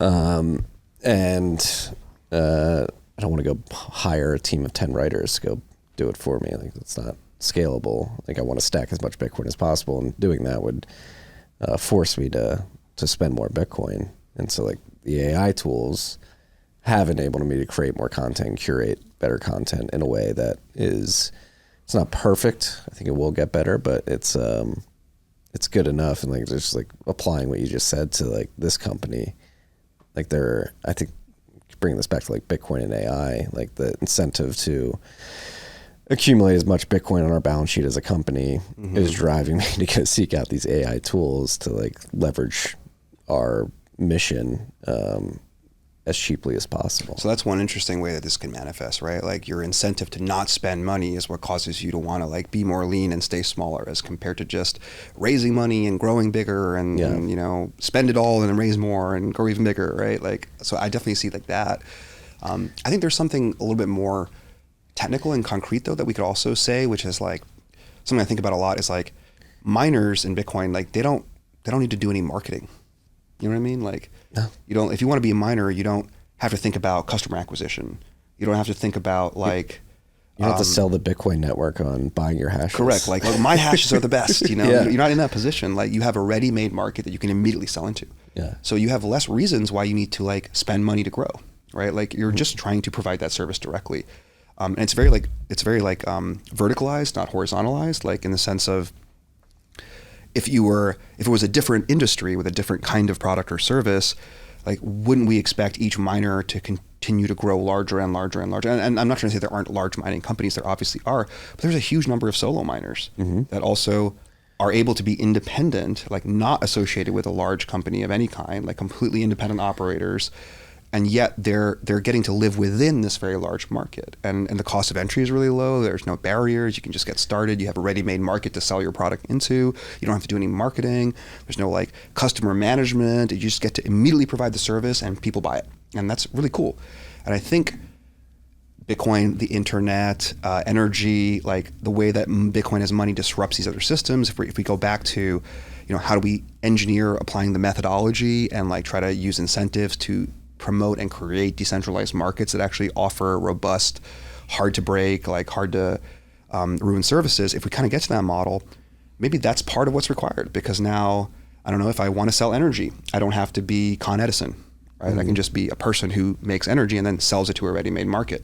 If I want to provide a bandwidth, computing, like cloud computing, if I want to, some SaaS application, like Nostr, Twitter, like all these, I don't have to go build an entire company. I just have to provide the direct service because I'm living within a protocol, within a market that's already defined for me. I think that could be powerful because then there's less of a reason to grow larger. I don't think it's quite yet a reason to become smaller, but it alleviates some of the pressure that entrepreneurs feel to like constantly grow. They can maintain and be independent and have more optionality that way, which I think is really cool and powerful. No, just thinking myself, my personal miners, like in a hash hut, leveraging stranded natural gas. Like I've got 3 micro BTs pointing at the network, and it's a good, I mean, relative, like it's profitable. My revenues and sats, my revenue in sats is way less than my energy bill every month. And it just works. And yeah, like I independently, as an individual, contribute to the network hash rate, get paid for it, and I don't feel any pressure to go scale or do anything like that. To merge, to raise money, to like hire more employees and so on. Like, you could always grow it larger, but you can do that within the context of your existing like independent operation. Yeah. It's a beautiful thing. Yeah, it is cool. And it's not like most businesses. Most businesses, like you have all these costs that you have to bear that have, in some sense, are indirectly related to the thing you're selling. And I think it's cool that if you can build these really robust markets, like you get to eliminate a lot of those. Well, that bringing this back to like Bitcoin, AI, and energy, particularly, because I think that's one theme that's becoming abundantly clear right now is that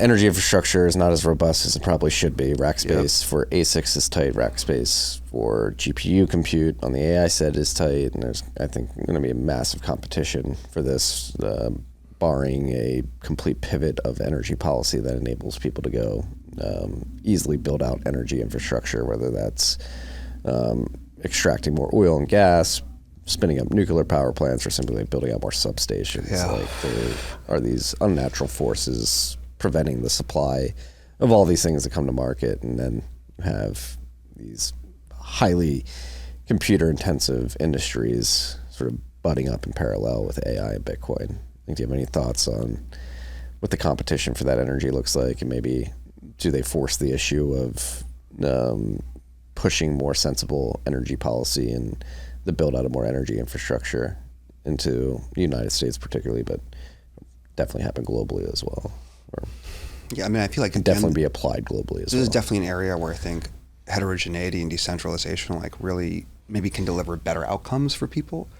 Like I feel like right now energy and so many like logistical aspects of modern civilization, like telecom, energy, computing, like et cetera, like they're extremely centralized. Large companies provide them, like AWS, like whatever, Con Ed, AT&T, et cetera. These are huge companies, huge networks, like captured markets in many ways. Often in many regions, you have no alternative but to use this single provider for that service. So what's their motivation to get better, right? What's their motivation to continue to provision excess capacity like ahead of demand? Like very little, right? That's why you get brownouts and you get these crazy like bad behaviors when you get some volatility in demand, but supply would take 3 years to catch up to that, right? It's also, I think, the reason that we're so underinvested in novel energy production mechanisms like nuclear and stuff. It's really hard to fund nuclear power plants when gas is cheaper than Coca-Cola. You know what I mean? It's just like, doesn't make sense. And right now, if you look at the economics of it, like the payback time for nuclear power plants is so long, like there's not an attractive investment for anybody.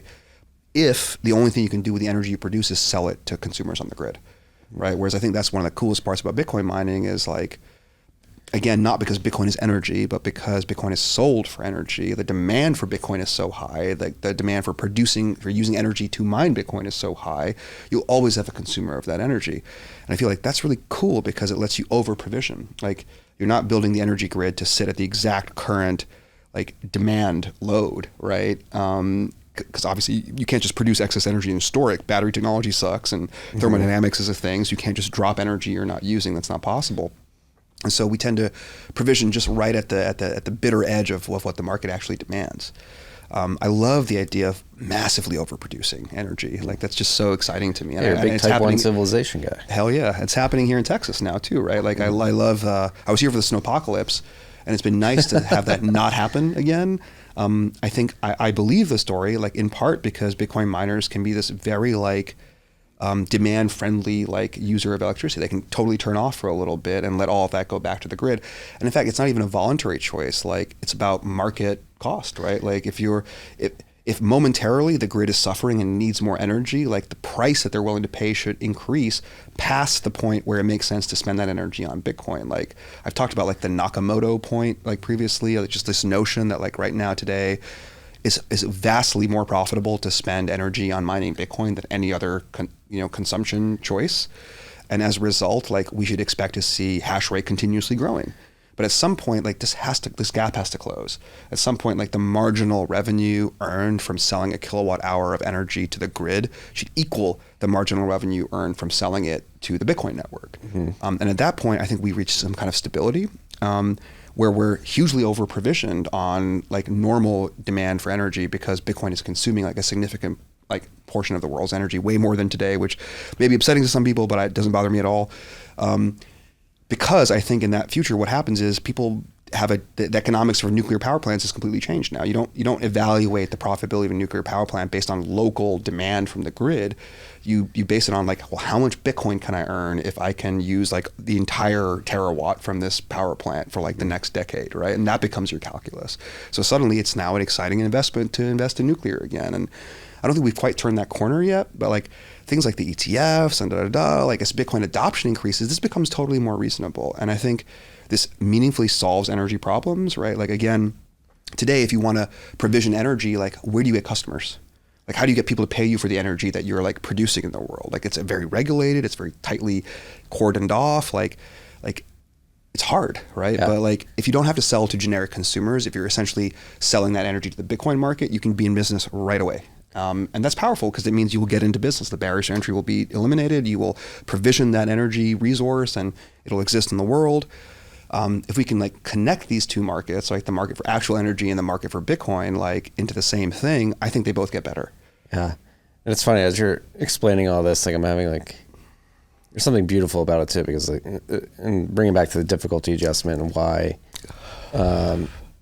I'm having a better understanding of why it's secondary to the finite supply, because that's like the beauty of Bitcoin's finite supply is that it's completely inelastic. The demand can go up infinitely, but we will not produce more supply. And then conversely, on the computation side, like it's much more elastic, where like the demand for if miners deem that they want to endeavor to sell electricity for Bitcoin, like they can produce more ASICs, they can plug in more machines, and then conversely, like if it's not profitable, it's more profitable to sell that electricity back to the grid, they can turn down. So it's like you have this relatively extremely elastic computation tied to the energy going after this extremely inelastic, perfectly inelastic Bitcoin supply. Yeah, it is kind of cool, the contrast of like really clamping down in this one dimension gives you so much freedom in these other dimensions to respond, which I think is really powerful. Yeah. Are you bullish? Oh man, it's so funny. Like I feel like I have the worst ideas, like when it comes to like where the price is going, because I don't feel like I think like normal people. Like I have like my own weird shit that I'm into, and I'm not following all the things that people are following usually. Like I think most people are in Bitcoin are so much better informed than I am about macro trends and things like the ETF and stuff like that. Like I was kind of taken by surprise in the last couple of months when like the price really increased. I'm sure a lot of my colleagues at Unchained were like, "Yep, expecting this, like ready for this to happen." And this too, like average fees per block to Bitcoin. It's like I wasn't expecting that.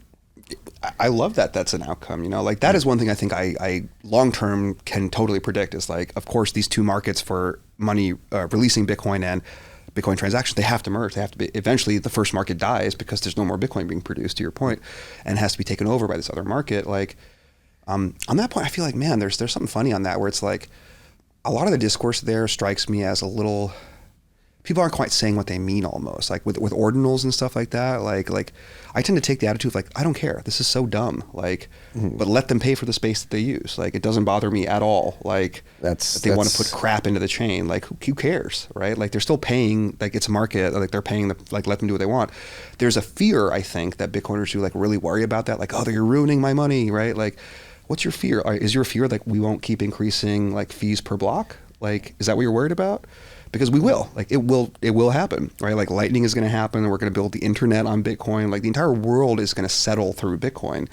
Like fees will be far higher than they are today, like in nominal terms, not even relative terms. Like I think we could easily have blocks with like tens, hundreds of Bitcoin in fees. Really? Like totally could happen because it's completely dictated by what is the demand for block space, i.e. what is being done with that block space, what does it represent? Today it only represents more or less person-to-person, entity-to-entity transfers. Like it's monetary usage, which I agree is fundamentally kind of limited by the size of the economy. But if it's not just monetary usage, if it's all sorts of other stuff going on too, like we're computing on this basis, we're using this to power markets for telecommunication, like et cetera, like there's tremendous demand for block space in that universe. So part of me is like, I think you worry about ordinals when you can't see for yourself that like block space is always going to get more valuable because we're always going to build more technology that needs to settle through Bitcoin eventually. And I've always had belief, I think Pierre was the first one to utter this publicly, and it really sits well with me, is the fact that you can apply Jevons paradox to Bitcoin, and more specifically a Bitcoin UTXO. And so as you get things like SegWit, Taproot, the ability to anchor UTXOs into second layer solutions like Lightning, Fedimints, Liquid, whatever it may be, like that makes UTXOs much more efficient, and with that efficiency, you can do much more with it. And since you can do much more with it, there'll be more demand for that ability to leverage a UTXO. So I completely agree. Like I feel like there's like this. It's a historical theme that happens so often with Bitcoin about like prominent people lose confidence. I feel like they feel like Bitcoin won't survive without their interference.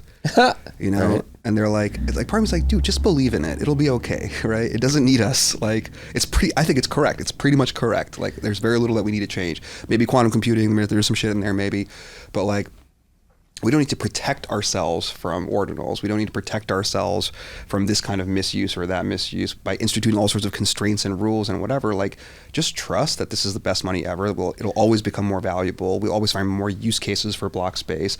Fees will continue to go up. What are you worried about? You know, it's like, I think it's kind of like the way that big blockers, I think, self-sabotage because like they just didn't believe in our human creativity and ingenuity. Like we will build second and third layer systems and they will solve all the problems you're worried about. And if you can't see that that's possible, yeah, your kind of default is like, how the hell are billions of people going to use Bitcoin when, you know, block space is so limited? Let's make it bigger, right? Yeah. And it's like, and then you start agitating, then you start creating like influence campaigns and all sorts of other, and then of course you become the villain of that cycle, right? Because I think you lost confidence in the project and you decided that like, I need to fix this. And so you show up with these terrible ideas that you think are going to fix the problem, which doesn't even exist in the first place. Well, and then by fixing the problem, you just add all these additional rules and hassles. Yeah. Additional, you increase the attack surface, and that's what like ordinals, as it comes to like NFTs, just broadly, not even specific like ordinals to Bitcoin blockchain or NFTs via ordinals on Bitcoin, like just completely uninteresting to me. But like if people are going to pay, but also not threatening. No. You know, like I don't worry about it. You don't worry about like chain state bloat or anything like that. No, not at all. Like they're paying the rate. Like all that is required to stop bloat. Like what does it even mean bloat, right? It just means someone's using for something that you don't like. Like that's just freedom, dude. That's all that is. Like they're paying the price of it. Yeah. Like who cares what they put in there? It doesn't bother me at all. Like eventually we will build systems that make it so expensive to store bullshit like this on the blockchain that no one will do it. Well, that's where I think I disagree with people who are like ardently like we need to fix the protocol to like prevent this. It's like I'm confident in the fact that I'd like to think most people think like they look at like a picture of like a bored ape or like a rat or a frog, whatever it may be, and they're like, this isn't worth like a whole Bitcoin. Like why would I ever do that? No. And over time, I do think there's somewhat like an altcoin theme here where there's a bunch of affinity scammers trying to pump the value and create buzz that may not otherwise exist. More short-termism of like, look, the fact that Bitcoin can do these things lets us compete with altcoins. Yeah. It's like, okay, but who cares? I don't want to compete with them on this basis. I'm uninterested in bringing in lots of users and excitement to Bitcoin because of these features, because it feels like we're tricking them. Like, this is not what Bitcoin's about. Like, it's not going to be like this forever. Like, none of this shit is going to last. You're never going to be able to store stuff like this in the blockchain long term.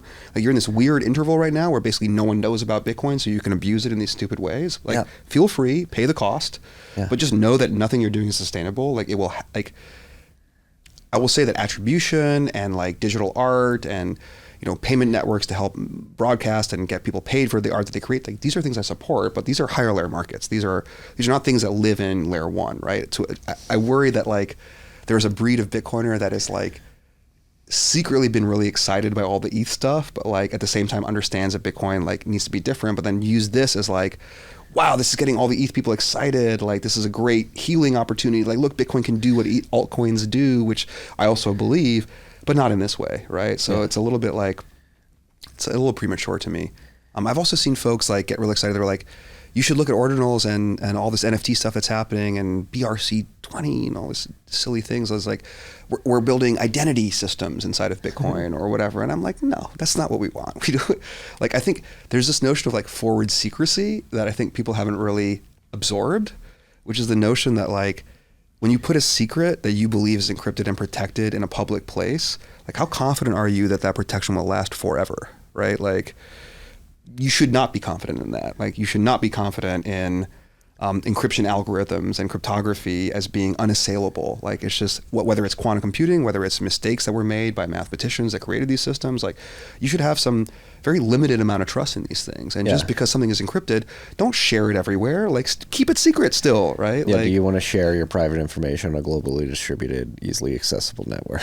like, just because it's encrypted, right? And you like, therefore I'm okay with everything that is in there. And I'm like, all it takes is for someone to figure out how to break that encryption, and then the entire history of everything that was ever put in there is open for review. And you learn the hard lesson that you probably should have just wrote it on a piece of paper and kept it in a safe in your house. It's like, yeah, honestly, that's even another irony that I find very funny is when Bitcoiners will talk about math and they'll say like I don't like fiat, like I don't want to trust on people's opinions, like I want to trust math.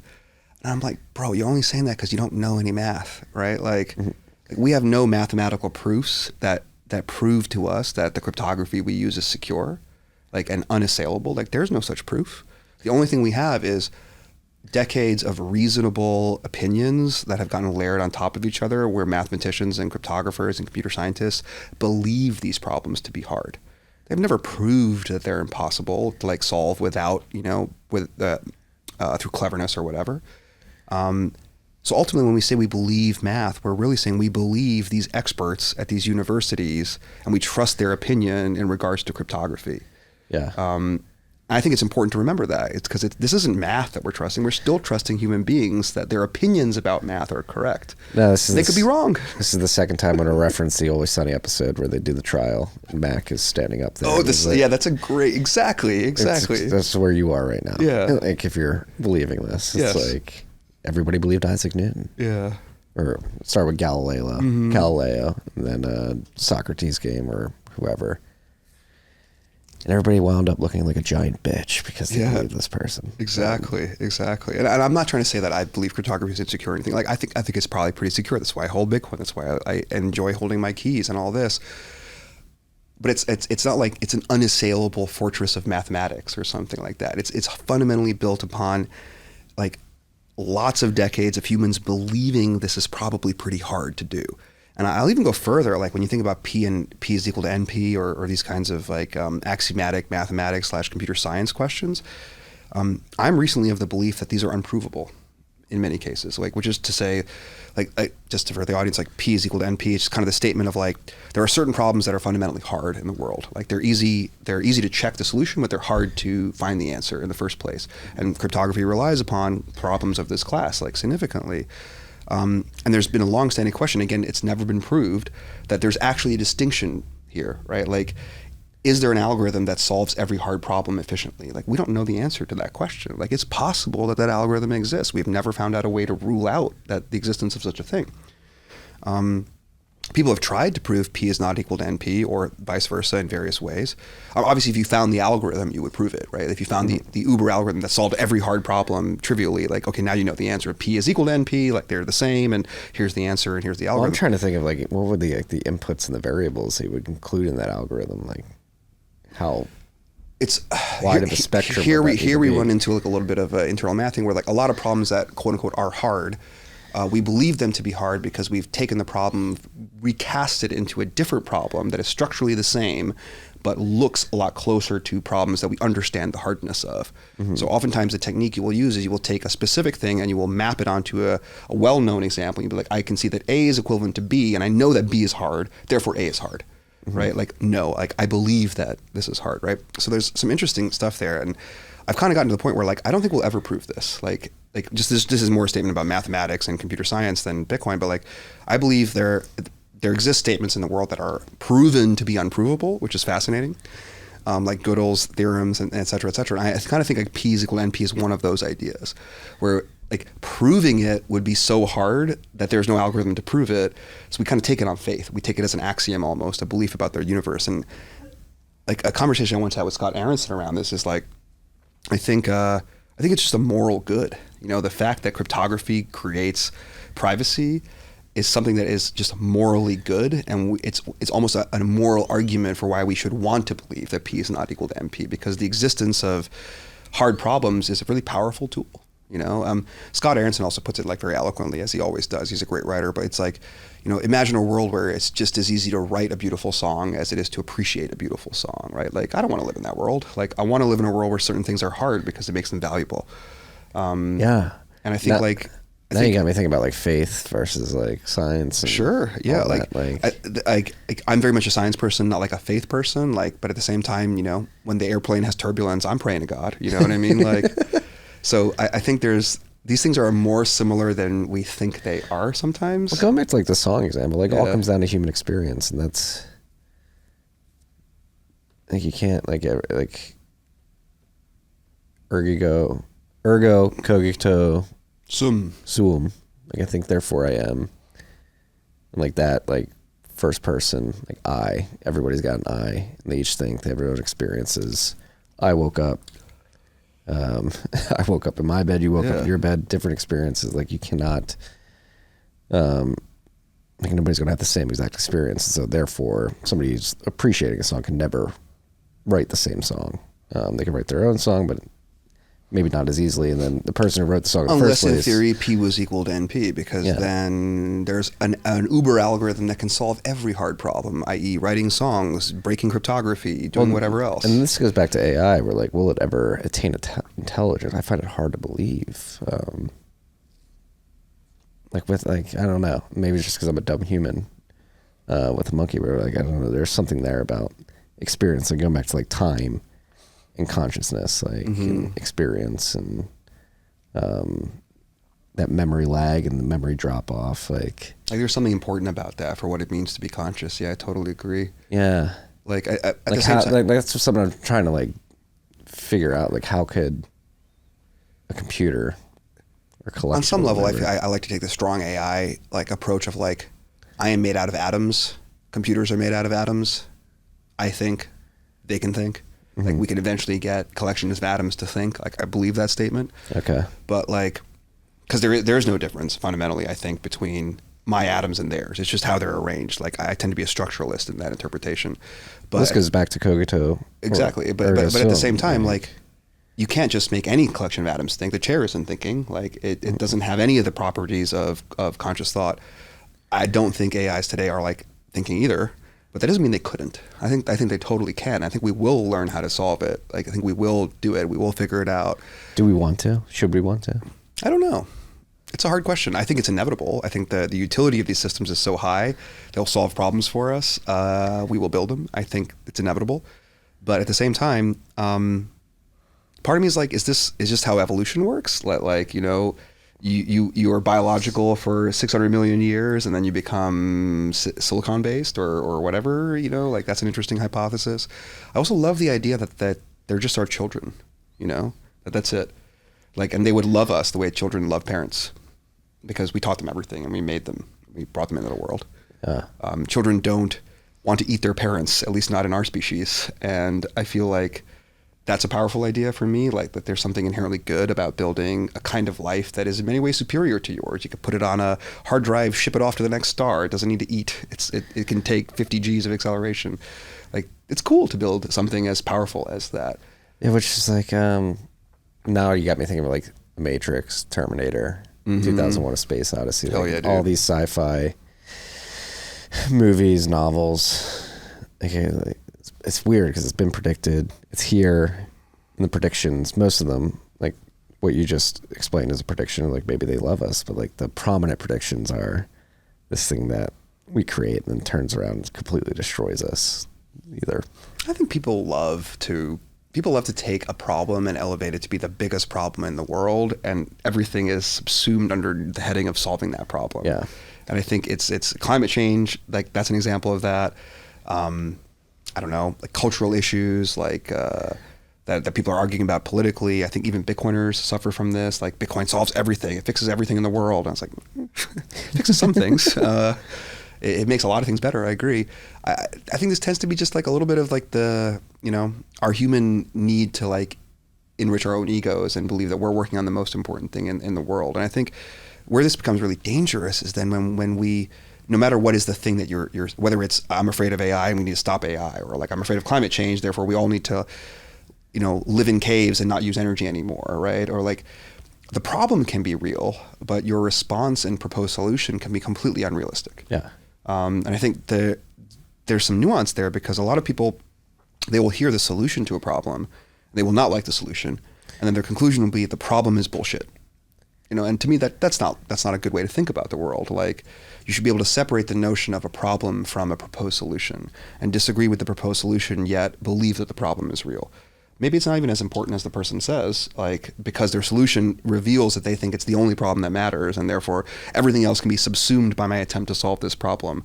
The folks who are afraid of AI believe that, like, what we're going to go into a technological dark age for 500 years to prevent ourselves from building AI until we learn how to do it safely, and then we'll, like, I don't know how they believe that is ever going to happen. How do you pass on that knowledge? Yeah, correct. It's like over 15 generations, whatever. And my belief, like, whether it's climate change, whether it's political issues, whether it's Bitcoin, AI, or whatever, like, I believe these are real problems. Like, we're going to have to solve these problems somehow. They're going to affect us. They're going to be bad outcomes if we don't do anything.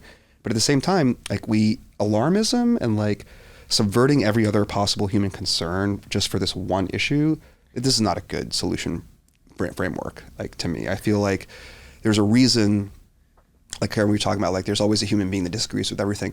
There's a reason that you get constituencies that are deeply connected to this one problem, but then others that are not, right? Because you kind of want the people who are like not obsessed with it to also weigh in a little bit, to be like, you guys have gone way off the deep end. Like, this is not as big of a deal as you think it is, right? Like, I'm not saying it's not a problem, but like, we don't have to like shut down society right now because we're afraid of AI or something like that, right? Like, that's a little bit of an overreaction to the real problem, which is scammers are going to steal money from old people, or we're going to manipulate elections at a massive scale more than we have done in the past, or whatever, right? Like, these are real problems, but they're not, in my view, civilization-ending existential problems that we need to like go on high alert for and change the nature of society itself. I think, like, the COVID pandemic can be looked at another instance of this. Like, it's a real problem, but like, I don't know that our solution was the best solution. No. Like, and some people now believe COVID is not real because they didn't like the solution. And it's like, find the middle ground there, I got it. It's definitely real. Yeah. Me too. Did not agree with the reaction. Yeah. But I got it. It's real. It wasn't great. Like, yeah. No, and it's like, you always get my mind spinning. I can't believe we're 2 years since our last episode. We should do this more often, because we should just never hang out in life. We'll just only be able to talk through this forum. But it's like going back to like the movies. It's like even Steve Jobs predicted like AI. It's just fascinating to me. Like, this stuff's been predicted for arguably 40 years now. It's here. You can go back to her. And yet it's different than anyone's predictions, which I find to be really exciting. Right? Yeah. If it worked out exactly the way everyone predicted, I don't think I'd be as interested. But like there's also like the general theme, like, we were cognizant enough to see this coming, or some of us were, at least, whether the director of the writer of the Terminator, The Matrix, 2001: A Space Odyssey, where they were Steve Jobs. Like, it's predicted, now it's here. And that's like a beautiful thing about humans. Like, we were able to see this on the horizon and eventually coming. Now it's here. Now we're reacting to it, and we're anchoring to those sci-fi depictions of what they believed it was. And now we're tasked as humans living in 2023 with discerning like what it actually is and how it affects our lives and how we should interact with it. And I think we're learning stuff too. Like for me, like a big learning for me this past year has been the Turing test is maybe not an ideal way to measure intelligence. Like I always thought it was such a smart solution proposed by Alan Turing of like, if you can talk to it and it like talks to you like it's human, like it's intelligent. Like, cause what other standard could you ever offer? Right. Like, I think there were hints that that wasn't the right solution because I don't know if you've heard of Eliza, like the sort of like 1970s like version of an AI that like talks to you and it tries to be like a psychiatrist or whatever, talking to you about your problems and so on. And even in that era, a lot of people like they're typing like away with this thing over some terminal, some PDP-11 or some bullshit in the 70s. And a lot of people thought it was a real person, right? Because like humans are dumb as shit, turns out. Like we're very gullible. Like we will believe, like we want to see faces in clouds, right? We're totally going to see intelligence in words, right? It's hard to imagine words being produced by a machine made of rocks and lightning, right? Like we want to see a brain, a mind behind it. But even then, and that shit was like very rudimentary compared to the capabilities of today's LLMs. So is the Turing test really like that good of a test? Like if so many people already today, right now, interacting with LLMs, believe them to be intelligent, believe them to be like, maybe not conscious, but like intelligent, like in a way that I don't. Maybe there's some adversarial aspects of the Turing test that haven't been like preserved. Like I still believe that my understanding of the Turing test has always been, it's not you talk to a computer and you decide whether it's human or not. It's you're talking to a computer and a human.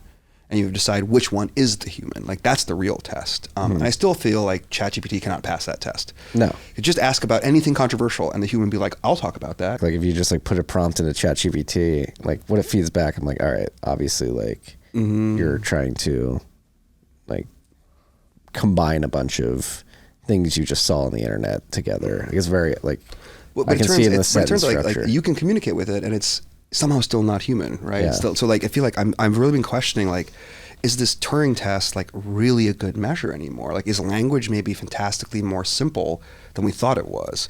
And now I'm stuck because I don't know what is a better test to perform. Oh man, I wish you didn't have to hop on a flight because we've only got 10 minutes. You got to leave by 3, right? No, I'm good. Oh, you're like good. Another hour, yeah. Okay, all right, good. Slang, like kids like talking like no cap, mid, risen people. Like these are the phrases I'm hearing coming from the Gen Z. I only learned about some of these recently. I have no idea what they mean. Yeah. And like that's like literally half a generation removed from me. And they're speaking a language of slang that like I don't even recognize. Like I can't tell you. I honestly don't know what no cap means. I think it means what does it mean? Like you're laughing over there. We got the resident Gen Z in the room. No cap means on God, for real, for real. Yeah. See, I have no idea what you just no said. idea. Like how is an AI going to develop culture? It's going to develop culture, but like it evolving because, and this goes back to the time aspect of consciousness. Like people are reacting to, like humans are reacting to their context and time and culture, and like creating these new things. Like, is an AI going to create slang? I don't know. Like, if it only has like a historical context reference, right? Because like slang's created on the go. Like you see something, you're like, oh, no cap, like immediately. Slang is also interesting because I think about like, why do we do it? Like, why do we create slang? And I think there's this notion of like, we want inside jokes. It's inside jokes, our identity, our communities. Like it's like a very social concept. No one slangs on their own independently, like without communicating. Like slang isn't slang unless multiple people are using it, right? Otherwise you're just misspeaking on some level.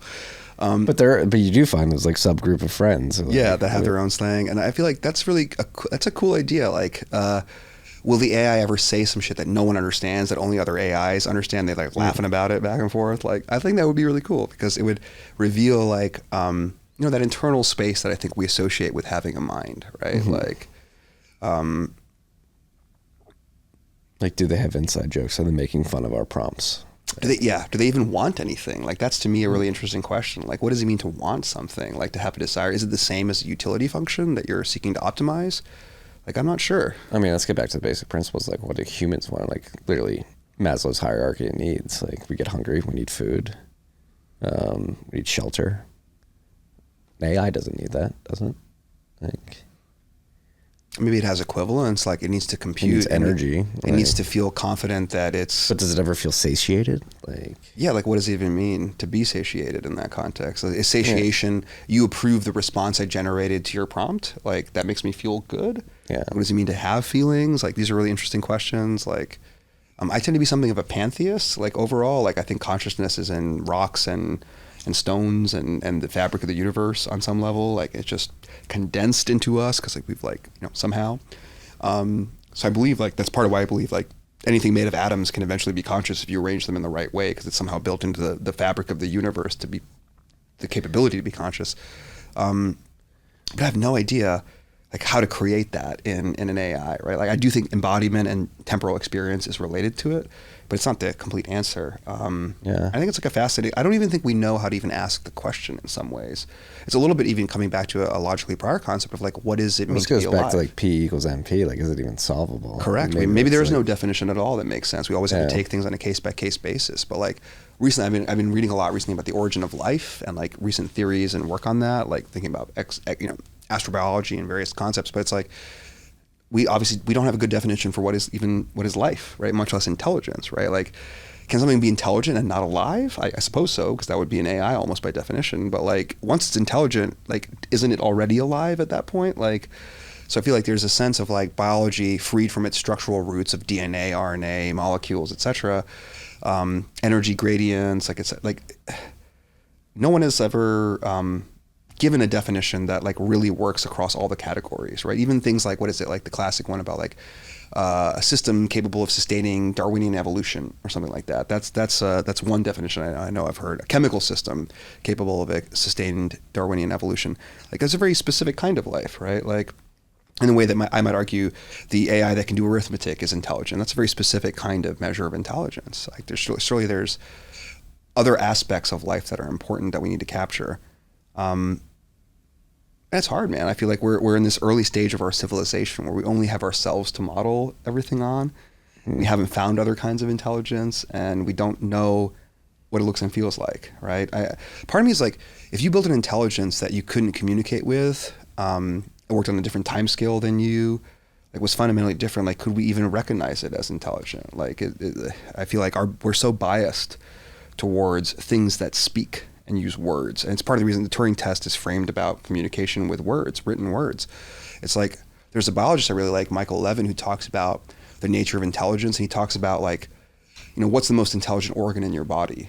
And you probably answer it's your brain. That's the seat of my mind, and et cetera, et cetera. But, like, he talks about, like, the problem solving that occurs in your liver, like the chemical like problems that your liver is continuously solving for you all the time, and how smart your liver is in the sense of goal directed behavior, right? Not communication, but goal directed. Your liver is solving problems every day.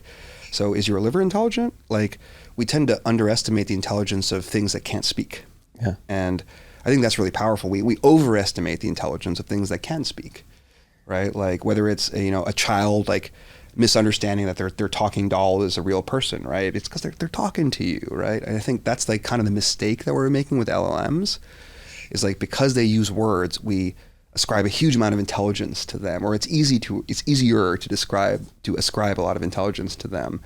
I love the idea of an artificial intelligence that is as smart, solving other problems, displaying goal-directed behavior, but just doesn't use words. Like, it would be so hard to engage with an intelligence like that. Like, it completely defies the Turing test. We have no idea how to talk to it, yet it's smart. Like, I don't know.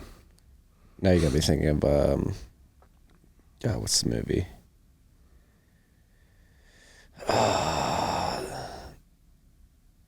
Amy Adams. Arrival. Yeah, totally. Now you got me thinking of Arrival. Yeah, great movie, man. Yeah. But they eventually figured out how to communicate with it. Like, it wasn't words, and the structure of their communication was way different than language. Mm-hmm. aspects of time again, Yeah. interestingly, in that Yeah. movie. Yeah, I'm waiting for like a really. My wife and I talk about this a lot. She's been wanting to write a script recently. My wife is a screenwriter.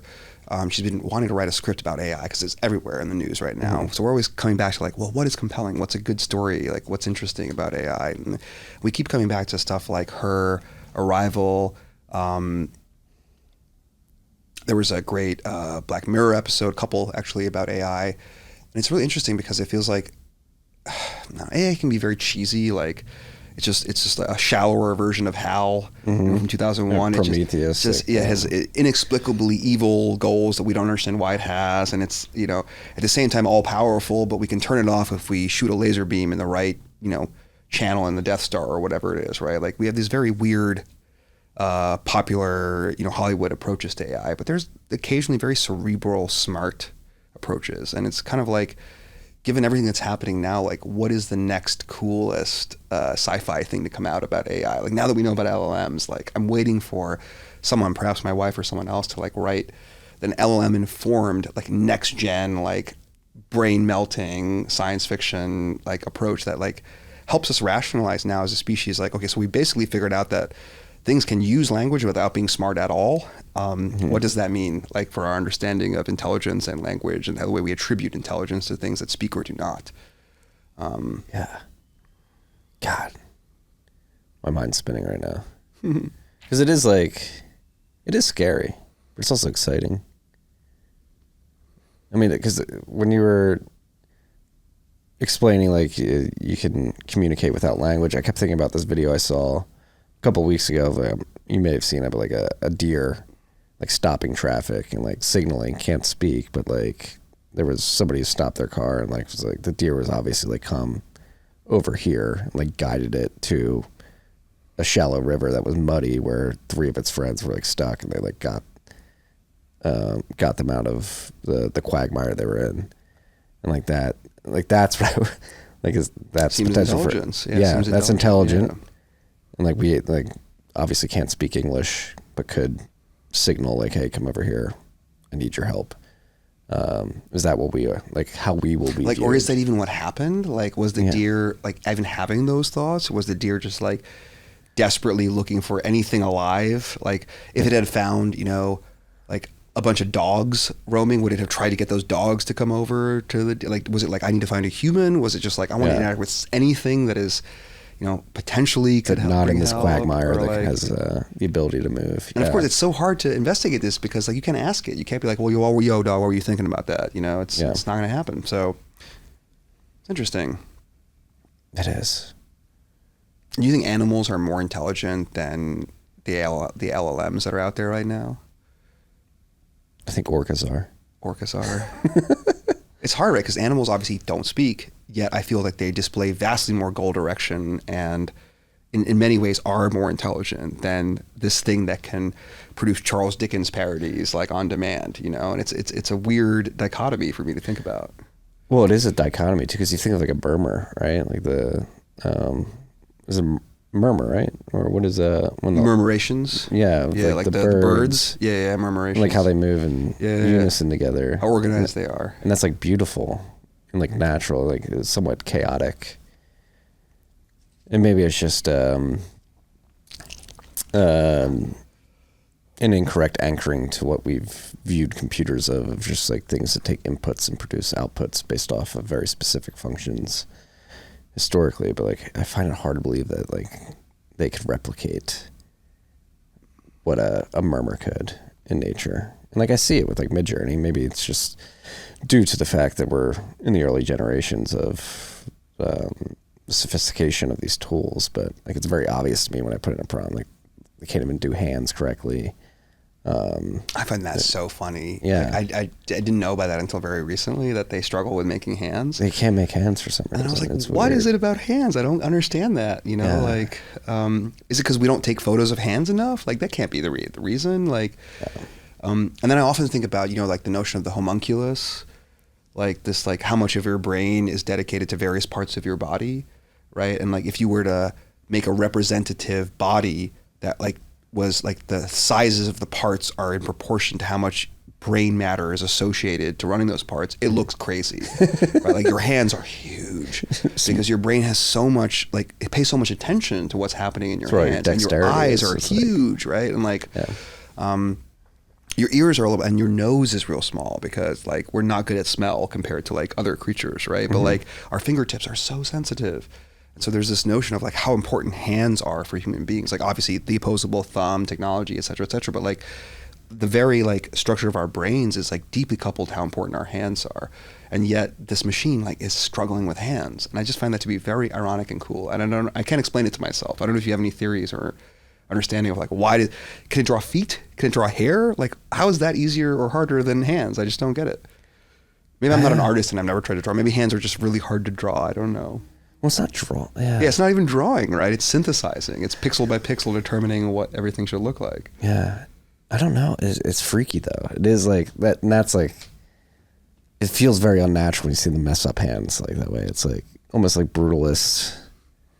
Like it helps you realize that it can't possibly be thinking because no one who thinks would produce this output with 6 fingers or whatever it is. Yeah, we're having this conversation next week. All the captions are gonna be like, all right, pick the good hand. Yeah. It is. No, it's like there's something, and that's like, even though I'm utilizing Midjourney and other AI tools, like that's the thing that worries me is like, yes, it does allow me to increase productivity and like create a thumbnail in 30 seconds instead of paying an artist to spend 2 days. Like I don't have 2 days to wait. It's also like there's this imperfections, and they're not imperfections that I appreciate or like, you know, that are aesthetically pleasing. They're like brutally like obnoxious, in your face discontortions of reality that like are almost ugly. Where you're like, oh. That uncanny valley kind of thing. Yeah, totally. Yeah. We got way into the weeds here. Yeah, it's been a fun and long and meandering conversation. Exactly. Yeah, always, dude. I think it's the alcohol. Yeah, it's the first time I've drank on this podcast in a while. Yeah, I'm sorry. No, I love it. Shout out to Keeper's Heart for the whiskey. For sponsoring this conversation. We need to do this more often. Yeah, dude. Agree. Yeah, it's been a while. I feel like I held off because like, I don't know, I'm really appreciative of you and your audience and your podcast. As I feel like it's one of the first public, like years ago when Unchained was just getting started. This is the first episode we got Cosmic on in a while too. Like, yeah, you're so practical, dude, and just day to day now. You're just a business guy. Like I want the old Marty that's like ready to talk about fucking aliens and crazy shit with me, man. Well, that's why I need you to write more and come on the podcast more, because that's I earnestly, honestly, like appreciated the first part of the series, because it did, for the first time, make me like question a long-held belief I had in Bitcoin. Like, I mean, that means a lot to me, man. I feel like it's so hard to say something new about Bitcoin right now. Yeah, but it's something so simple too, and it should be like, as soon as you put it out there, because again, I always anchor to like difficulty adjustment. Like that's the secret sauce that makes this work, but it's like, no. Like it isn't, is it? It's more like proximate versus root causes, right? Like, like superficially, that's what's the pattern. Like what caused that, right? Yeah. Like, I feel pretty good about like these conclusions. I feel like it's clear to me like how much Satoshi cared about that issue and how it changed everything about the design that they pursued. There's a line in the article about like, you know, if this was 1995 and I told you to take B money and be like, adapt this so that users don't create money, that like the money is created in exactly this curve. If I just gave you that task, like I feel like you would have invented Bitcoin, right? Like it's like a very clear series of mutations and steps to eliminate, extract, get rid of these various things from B money until we can preserve that. And then suddenly you're like, oh shit, here we go. Now I got it. Yeah. So I just find that like a really cool idea. No, and then like, when you think, like you said this earlier, but when you think of the difficulty adjustment, like it's almost a simple solution to a logical problem that somebody would. If you have the goal of producing money on a schedule. If you have like, if it's like, all right, I have a finite supply, there's going to be so much produced per block. It's going to be proof of work. Obviously that work's going to increase as the value of the coin increases. Like how do we make sure the increasing proof of work doesn't speed that up in a logical conclusion? So other people identified that. Like, I love that we're turning right back to the beginning of this conversation, but like other people identified that issue. like very clearly. Like Dai and Szabo both talk about this. Like, how do you deal with the fact that technology always improves and will swamp your market essentially for computations? But none of them connected it to like just measure the rate at which the computations are coming in. Yeah. It's so simple. Like they didn't leap to that because that also requires regulating the rate at which money is produced. And that wasn't a goal. That wasn't a variable in there. It wasn't something they were thinking about. So it was like, it was like a weird idea that like, it's a natural idea once you care about the supply curve deeply and you're like, it can't differ from this. It has to be this. Like, very interesting. Yeah. I also love that, like, to me, this is another aspect of the methodology that I want to promote is like, you know, time chain, right? Like Satoshi calls it originally the time chain, not the blockchain, because obviously to build the digital currency that Satoshi wanted to create required creating this kind of distributed clock, because we have to measure the rate at which we're producing the currency so we can stay on the curve that we selected in advance. And I love the notion that solving a digital currency problem leads to like a meaningfully cool clock that exists in the world, leads to connections with the energy industry that are very deep and real. Like I certainly believe that, you know, 50 years from now, Bitcoin mining and energy production are the exact same industry. Like there's no difference between these two industries. They're the same thing. And so I love that layer one tackles all these problems, which you wouldn't a priori have guessed are required or related to try to build a digital currency. Right? You would have assumed other things are maybe relevant. And I think this is a pattern that also occurs at other layers. Like when we're working on L2, we're trying to create a lightning network to make, ostensibly, to make payments faster, cheaper, more scalable. What do we actually wind up building? We wind up building an entire networking layer. Like we have an entire onion routed network inside of the lightning network. So we think we're solving a payments problem, but we're actually solving a networking problem. Like that's very interesting to me. And I feel like this is a pattern that will recur again and again, that we think we're solving this problem, but in order to solve it, there's this adjacent related sort of, not obviously related problem, but very much related once you understand the solution, and that we have to solve that first. That becomes part of this. So I think if you want to make it easy for us to pay each other $3 to buy a coffee, what you're really saying is, I want there to be an entire network where obligations can be easily transferred at scale very quickly, and that network requires a topology, a discovery mechanism, and you've re-implemented the very basics of telecommunications. So you're like adjacent now to the very next step, which is like, okay, now that I've built a network inside of my payments network is actually a communications network, it turns out. So like, what can I build now that I have a communications network? Like there's this sense I always feel of like inevitability, right? Like it's not conditional, right? Like, and this goes way back to alien stuff and the notion that every society that gets to this point, like invents these things because like they're sort of necessary. Like it just strikes me as like, you know, we're not inventing anything, we're discovering things, right? We're discovering like things that had to be a certain way in order to work. And we're like, oh shit, that makes total sense. Let's go build that. Yeah. It's not as arbitrary as you might imagine it to be. There are some real constraints that propagate because of these connections to other areas of life, whether it's energy, whether it's telecom, whether it's timekeeping. Like, I just think this is a very cool idea. And it's very hard to predict. Like, I don't think when the Lightning Network was getting started that people deeply understood that this is actually a networking solution, right? And you see that even in the current implementation, that like, much like the internet of like 1980 or something, like Lightning nodes today need to know how to get to every other Lightning node. Like that's part of the knowledge that's required in order to complete payments. And I think that is a temporary thing. I think eventually that's a service too, that I don't need to know how to get the payment to you. I buy the ability to get the payment to you. It's sold to me by someone whose business is understanding the topology of the telecommunications network that underlies the Lightning Network. And that's very cool. That's, again, the notion of making a problem so small that a market can solve it, right? Like, these guys aren't worrying about liquidity.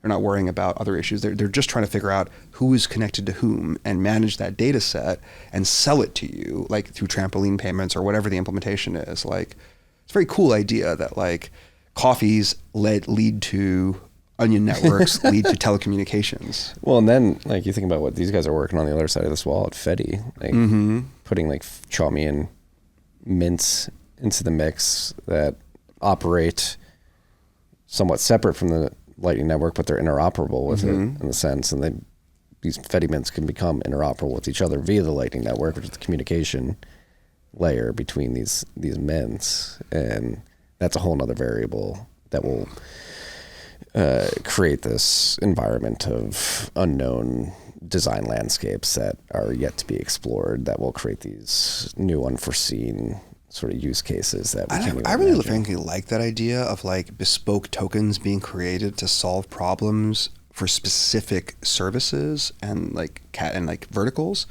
So it's like, I mean, that was kind of what altcoin land tried to do. They were kind of like, here's the energy token, here's the telecom token, here's the identity token, here's the financial services token. But they're all also layer one solutions because, of course, everything has to be built on a blockchain in altcoin land. Mm-hmm. Here, the notion that like the only thing that exists at the bottom is Bitcoin, and then we have Lightning and various other things on top of it. But at some point, we're able to build. We've got 40,000 service providers around the planet that all work on this one specific protocol. It could be data storage. It could be deterministic computations. It could be identity stuff. Who knows? These people need their own little token that's bespoke, designed for the requirements of this particular kind of a service. I feel like that's a really cool idea. That token isn't money in the same way that a Bitcoin would be money. It's not something that exists at the bottom of the stack. It only exists way up here, right? It's like an equity or like some other kind of asset that is denominated in dollars, but isn't really a dollar. And like it's still useful. Like we obviously have resources and financial products that are not dollars but are denominated in dollars that have different properties because it's useful to have those things. They help us build and coordinate. And I think that idea generically is like pretty true. I suspect that we live in a multi-token world in the future, but still a single currency world, right? Like there's only Bitcoin, but for example, you may have a token which represents your share of income in this data distribution network built on top of Lightning for the next 24 hours. And maybe that token supply is cleared every 24 hours and recreated because it's not money, it's just an accounting tool, right? To help make this service work like appreciably well within its own little narrow domain and walls. I think in general, we can get by with Bitcoin, but on some level, like there's like the semantic difference between Bitcoin that has been encumbered and been granted a different set of capabilities because it's in a Lightning channel versus Bitcoin that's just sitting as a normal UTXO. Like I agree that these are both Bitcoin, but in many ways, the Bitcoin that is complexly encumbered acts very differently. So like, is it really a different kind of token in some ways? It's just we're repurposing Bitcoin to get those capabilities that we want. Like it's Bitcoin, for example, Bitcoin in a UTXO that you can't spend because it's actually part of a shared channel and whatever else. I think eventually that mutates into like, literally different tokens that exist to solve very specific problems, but are always exitable to get back to Bitcoin at the end of the day. Kind of like stable coins are in theory always exitable to get back to like other non-stable coins. I mean, and you didn't say this explicitly, but this is sort of what Hal predicted in December of 2010 as the free banking system on Bitcoin. Yeah, no, for sure, a little bit. I feel like these ideas are a little hard to talk about in Bitcoin land because am I an altcoiner now? Like Get for out. suggesting this. Get out. But I would say like thematically for me too, that's like an interesting. I think the stuff that the altcoin people want to do is valuable and interesting and cool, and their proposed solution is terrible.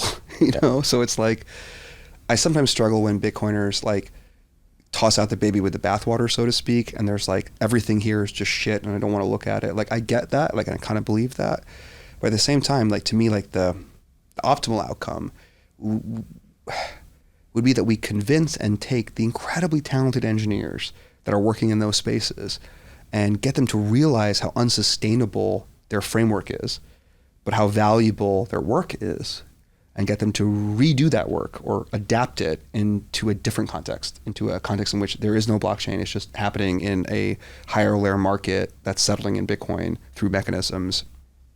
I think it would help them because it gives their projects a real chance to succeed. And I think unlike things like ordinals and stuff, like, yeah, it brings a lot of really talented developers to Bitcoin. I think Bitcoin has some of the best developers on the planet. It is one of the best open source projects I have ever interacted with in my life. Like I've run a lot of software. Bitcoin D is one of the best pieces of software I've ever used in my life, like absolutely. So I think Bitcoin is already really far ahead of other projects, but man, there's so many talented engineers that are not working on Bitcoin and are just thinking about other stuff that sucks and will not be here in 10 years. And to me, that's just like this, it's a human tragedy on some level. I'm like, because they maybe don't care about finite supply, maybe they're not motivated by personal responsibility. Maybe they're really focused on this one problem that they really care about, like rebuilding the internet or getting artists paid for like the work that they create. Like these are cool and important problems. I empathize with them for wanting to work on those things. But a little bit, I'm just like, it's like trying to build furniture.com in 1997. Like you can't sell furniture on the internet before you figure out how to sell books on the internet, right? Yeah. Like you kind of got to take things in order. So like, guys, thanks for your work, but like, can I get you over here working on the stuff that matters and that will survive and last? And I'm optimistic that as Lightning grows and as Bitcoiners like work in, extend our domain to include these kinds of activities, and we start thinking about them more actively. Like honestly, this is an area where like Ordinals does kind of help, because it tells a lot of people on the altcoin land that like Bitcoin is more capable than you gave it credit for. So like I sort of accept that point. Again, I think it's dumb as shit. It's not the right solution, but like part of me is really sad that some of the best engineers I know don't work in Bitcoin and work in that space. And they're doing deep cryptography, and they're trying to like build very capable, powerful systems like on top of a very unstable foundation that has no monetary policy, that is blockchain cargo culting, and et cetera, et cetera. And I kind of want to win them, you know? And I think they're not going to get won over by like Austrian economics or finite money supply or any of these other ideas. They're going to get won over by the notion that Bitcoin can be used to build complex like services that are decentralized. And again, because I view that as a market problem and not a technology problem, I totally believe that is possible.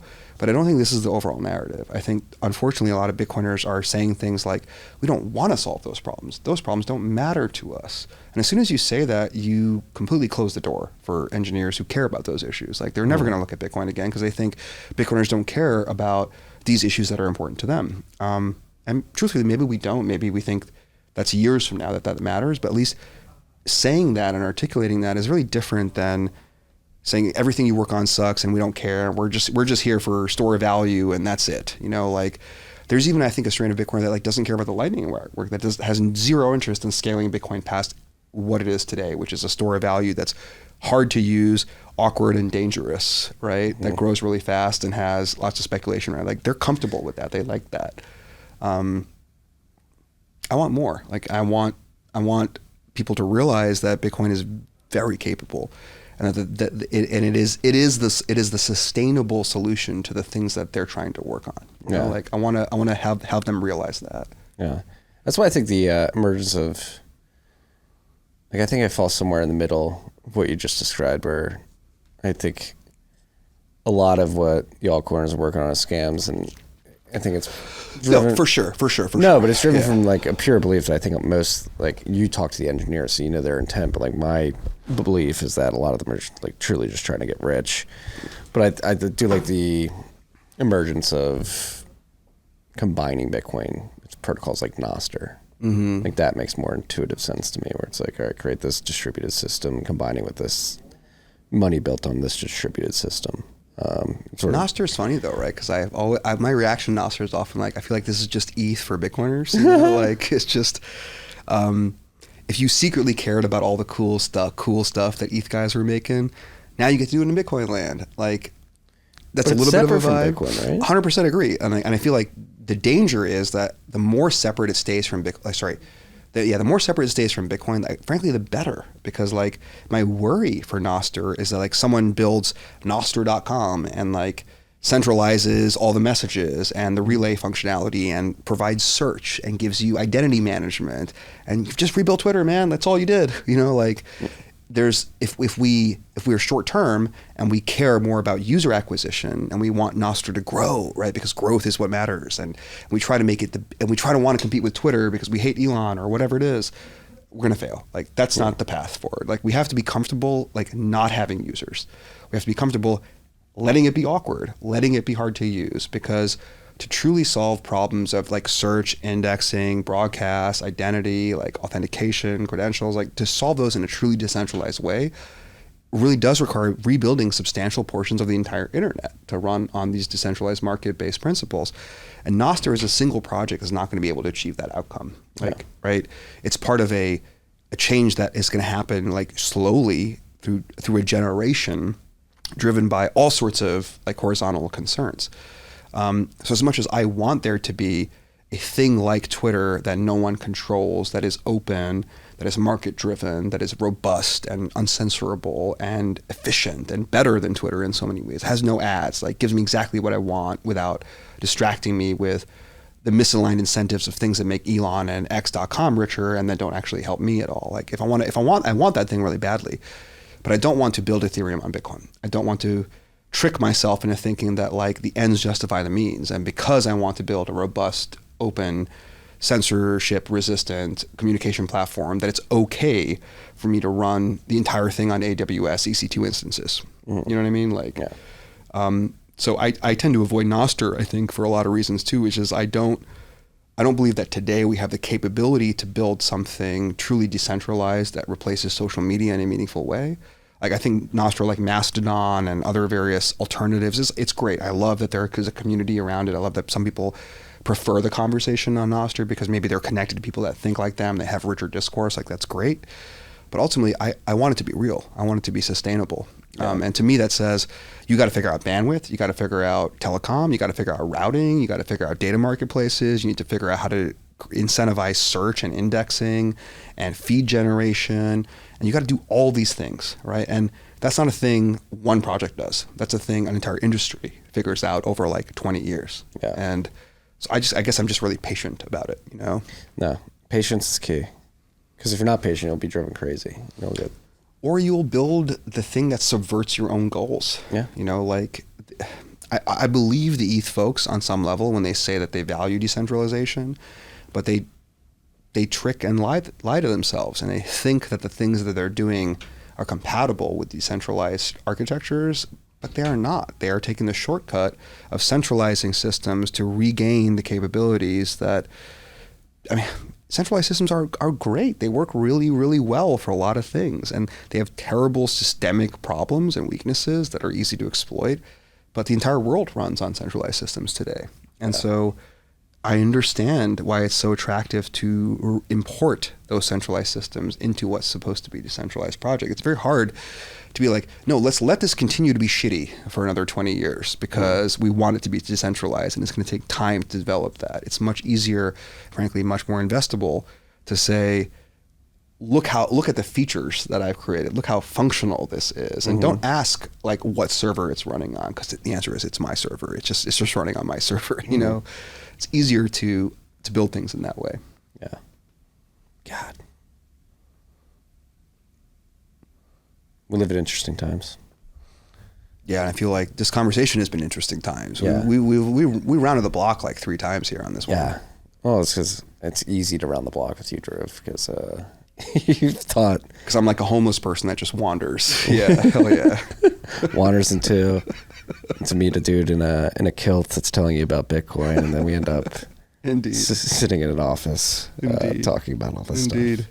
But this has been fascinating. It's wild to me, dude. I will say, like, so for the audience members that don't know, like, we're sitting here in a kind of a commons space. I recorded a different show in this exact, well, I sat in your chair yesterday, but I recorded a different show here. There's so many things that are happening, like, on this floor, like, even outside of Unchained, like, all the businesses that are, like, 15 feet away from us, that in 5 years, everyone's going to know about those businesses.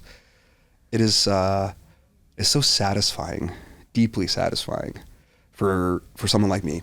Like, I feel like I contributed to this in like a meaningful way. Like, you I helped in a big way. Like, Parker just walked by. I just saw his shoes. He contributed to this in a huge way. Like, the fact that like all of us are like here in the same city, like working on the same overall set of problems, and that we've all made tremendous individual progress over the last like 6-7 years that like I've probably known you. I know you go way back further with other folks, but it's like, I don't know, it's really remarkable to me that like I'm still fucking around, you know? Like my last business was begun and done in like 3.5 years.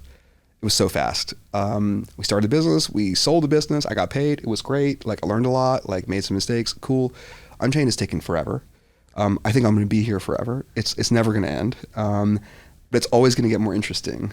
And I feel like one of the coolest things that I feel as a founder is like, I'm connected to people like you and Parker and all the folks on this floor and a million other people around the world that are like talking about these really compelling issues. And I feel like I'm getting to have some of the most intellectually satisfying discussions like ever because of my position and because of my history here and because of the fact that I just know a lot now because I've been around for a while. I just want this to keep going. You know, like I wonder what you and I are going to be doing in like 20 years when we're sitting across from each other having a similar podcast, like talking about the next version of all these ideas, you know? Well, at that point, maybe we'll be a type 1 civilization. We'll be at a podcast studio above like the orbiting, stratosphere. we'll both just be floating. Like, we were talking about this in 2023. No, it is like Parker and I went to go celebrate the reception of his books last night at the Drake and Like he like really drove home like there's something happening here, like Unchained, what's going on with the Commons. And then just in Austin generally, like Tesla, Rogan, it's a big like health scene, like coming back to like the roots of preventative healthcare. Like, not to get cheesy about Austin, but there's like a lot of really cool, even outside of the Commons, like for lack of a better term, synergies, like coalescing in Austin. There's like really good energy in the city, and then more particularly here, like the energy of the Commons has been picking up. And we're in a bear market right now, technically, right? Like if we bull up next year, like I would reflect on this. Like, I guess I've been in Bitcoin now for enough cycles where I've seen like the ebb and flow, and it's like there's people that are like, I only see them every 4 years because they only come to the meetups when the price is really high. Yeah. Right. I'm like, I remember you from 4 years ago. And what have you been doing? Like, the answer is I completely ignored Bitcoin these last 4 years because I thought it was dead. And now it's up again. Here I am at the meetup.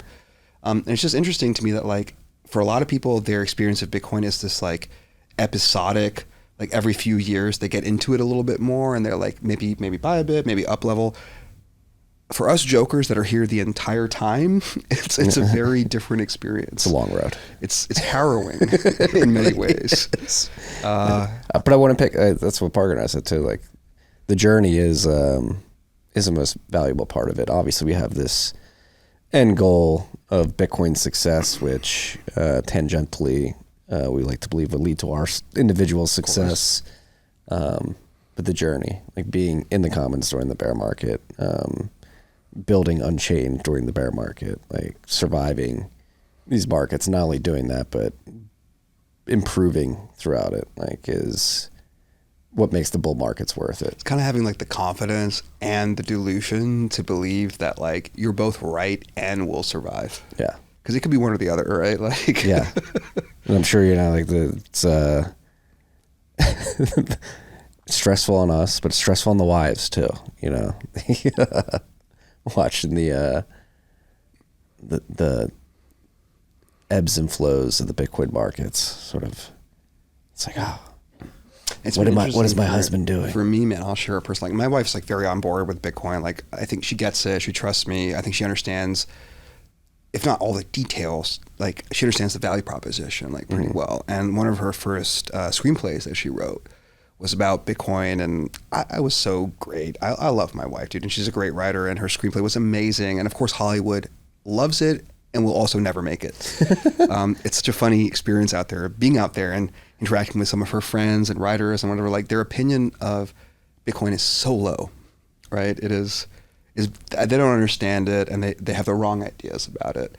And part of me is like kind of hoping that like, I don't know, like I think like a lot of political issues, like art is just a really meaningful tool to change minds, you know, like, I'm a big believer that like, I don't know, Will and Grace had probably more impact on like gay rights than a lot of other political campaigns, just like seeing a realistic like person who was gay, but like not a stereotype or not a caricature was like powerful for that community. I think Bitcoin right now is a caricature. It's a stereotype. It is like, it is Silk Road. It is it is environmental degradation. It is fascism, lulbertarians, exactly. I don't think Hollywood's quite ready yet, but like maybe with things like ETFs and give it another cycle, I would love a show that like talked about Bitcoin, that like talked about the history of it, like showed us the incredible. This is the thing that like I pitched my wife this screenplay because I was like, baby, like my life is crazy. Like the people I meet, like the stories I'm hearing, like this is so interesting. Like you should write about this. And she was like, yeah, okay. Like I kind of agree. Like it's really interesting. Like let's do it. And she produced this screenplay. It was amazing. And so part of me is just like, I just want everyone in Hollywood to be thinking that way and realizing like incentives, right? Holy shit, I can make money by producing a show that like taught people about Bitcoin and like answered a lot of their questions and like would actually make Bitcoin more valuable as a result because it helps correct people's misunderstood stereotypes around like what Bitcoin is for, who's into it, and like why it exists. And I've got like the CEO of Bitcoin and all these silly ideas, right? Like we can make like a single one-off movie about like the China mining ban and like the exodus from China, like highlight like, oh, these people in China had to unplug because of this authoritarian government shutting them down. And then you flash pan to a rural county here in the United States, like that's suffering, and the utility company is about to go under, and they have all this excess capacity, and like that's my wife's screenplay. Yeah. Like for any Hollywood producers listening right now, like please reach out to me or my wife and please make this show because I do think it would be so cool. I already did all the casting in my head, dude. Jack Black is Mark Carpelli. It's like 100% like gonna happen. I don't know. I just think there was something really compelling to seeing those stories, and it's like you don't even have to be creative and like inventive or anything. Like you just have to tell what happened. Like what happened is so ridiculous. Like the history of Bitcoin is completely insane. Yeah. Craig Wright is like, oh my God, like a Craig Wright biopic. Like I would love to watch that. You know, like what motivates this person? I'm trying to think. How have they gotten, like, there's a great line, like the opening line of, I think, Will Durant's biography of Hitler is, dare we call him great? You know, like, and I think that about Craig Wright a lot. I'm just like, you know, how is he still relevant and in the news and like whatever he is, like he's talented and like not someone to respect necessarily, but someone to acknowledge. Yeah. Right. And his story is an incredible story of grift and lies and manipulation, but it's so interesting. And like the sociopathic narcissism to like have the confidence to put all this out there. And then the people that believe it, right? Like that's almost more interesting to me. Like what was that? Did you catch the documentary or the series? I think it was on Max or whatever about like that cult of around Mother God, the love of Mother God, I think it's called, or something like that. But I did see one about Waco and like Koresh. Yeah, and but all it's that. like, I mean, this is even more extreme than Waco. Like you look at, like they had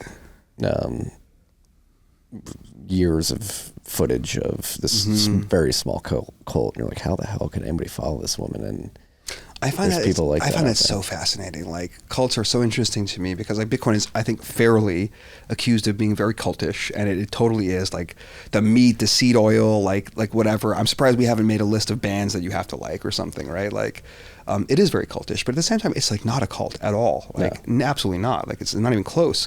Like cults are so fascinating. Like the way that they manipulate people's like requirements for like trust and guidance and leadership and have them subvert their own interests, which I think is completely like Bitcoin. At least you can say like people are acting mostly in their own interest, that like it works because it assumes that selfishness properly directed can turn into collaboration and structure, and that's really powerful. And conversely, I feel cults are so good at eating the minds and souls of their members. And I just, as a person who's tries to think for themselves a lot, like, and tries to be contrarian sometimes and not fall in for like what everyone else is talking about, with whether it's slang or whether it's AI or whatever, like I'm fascinated by cults and cult members and what causes someone to walk away from their own self-interest in pursuit of this idea.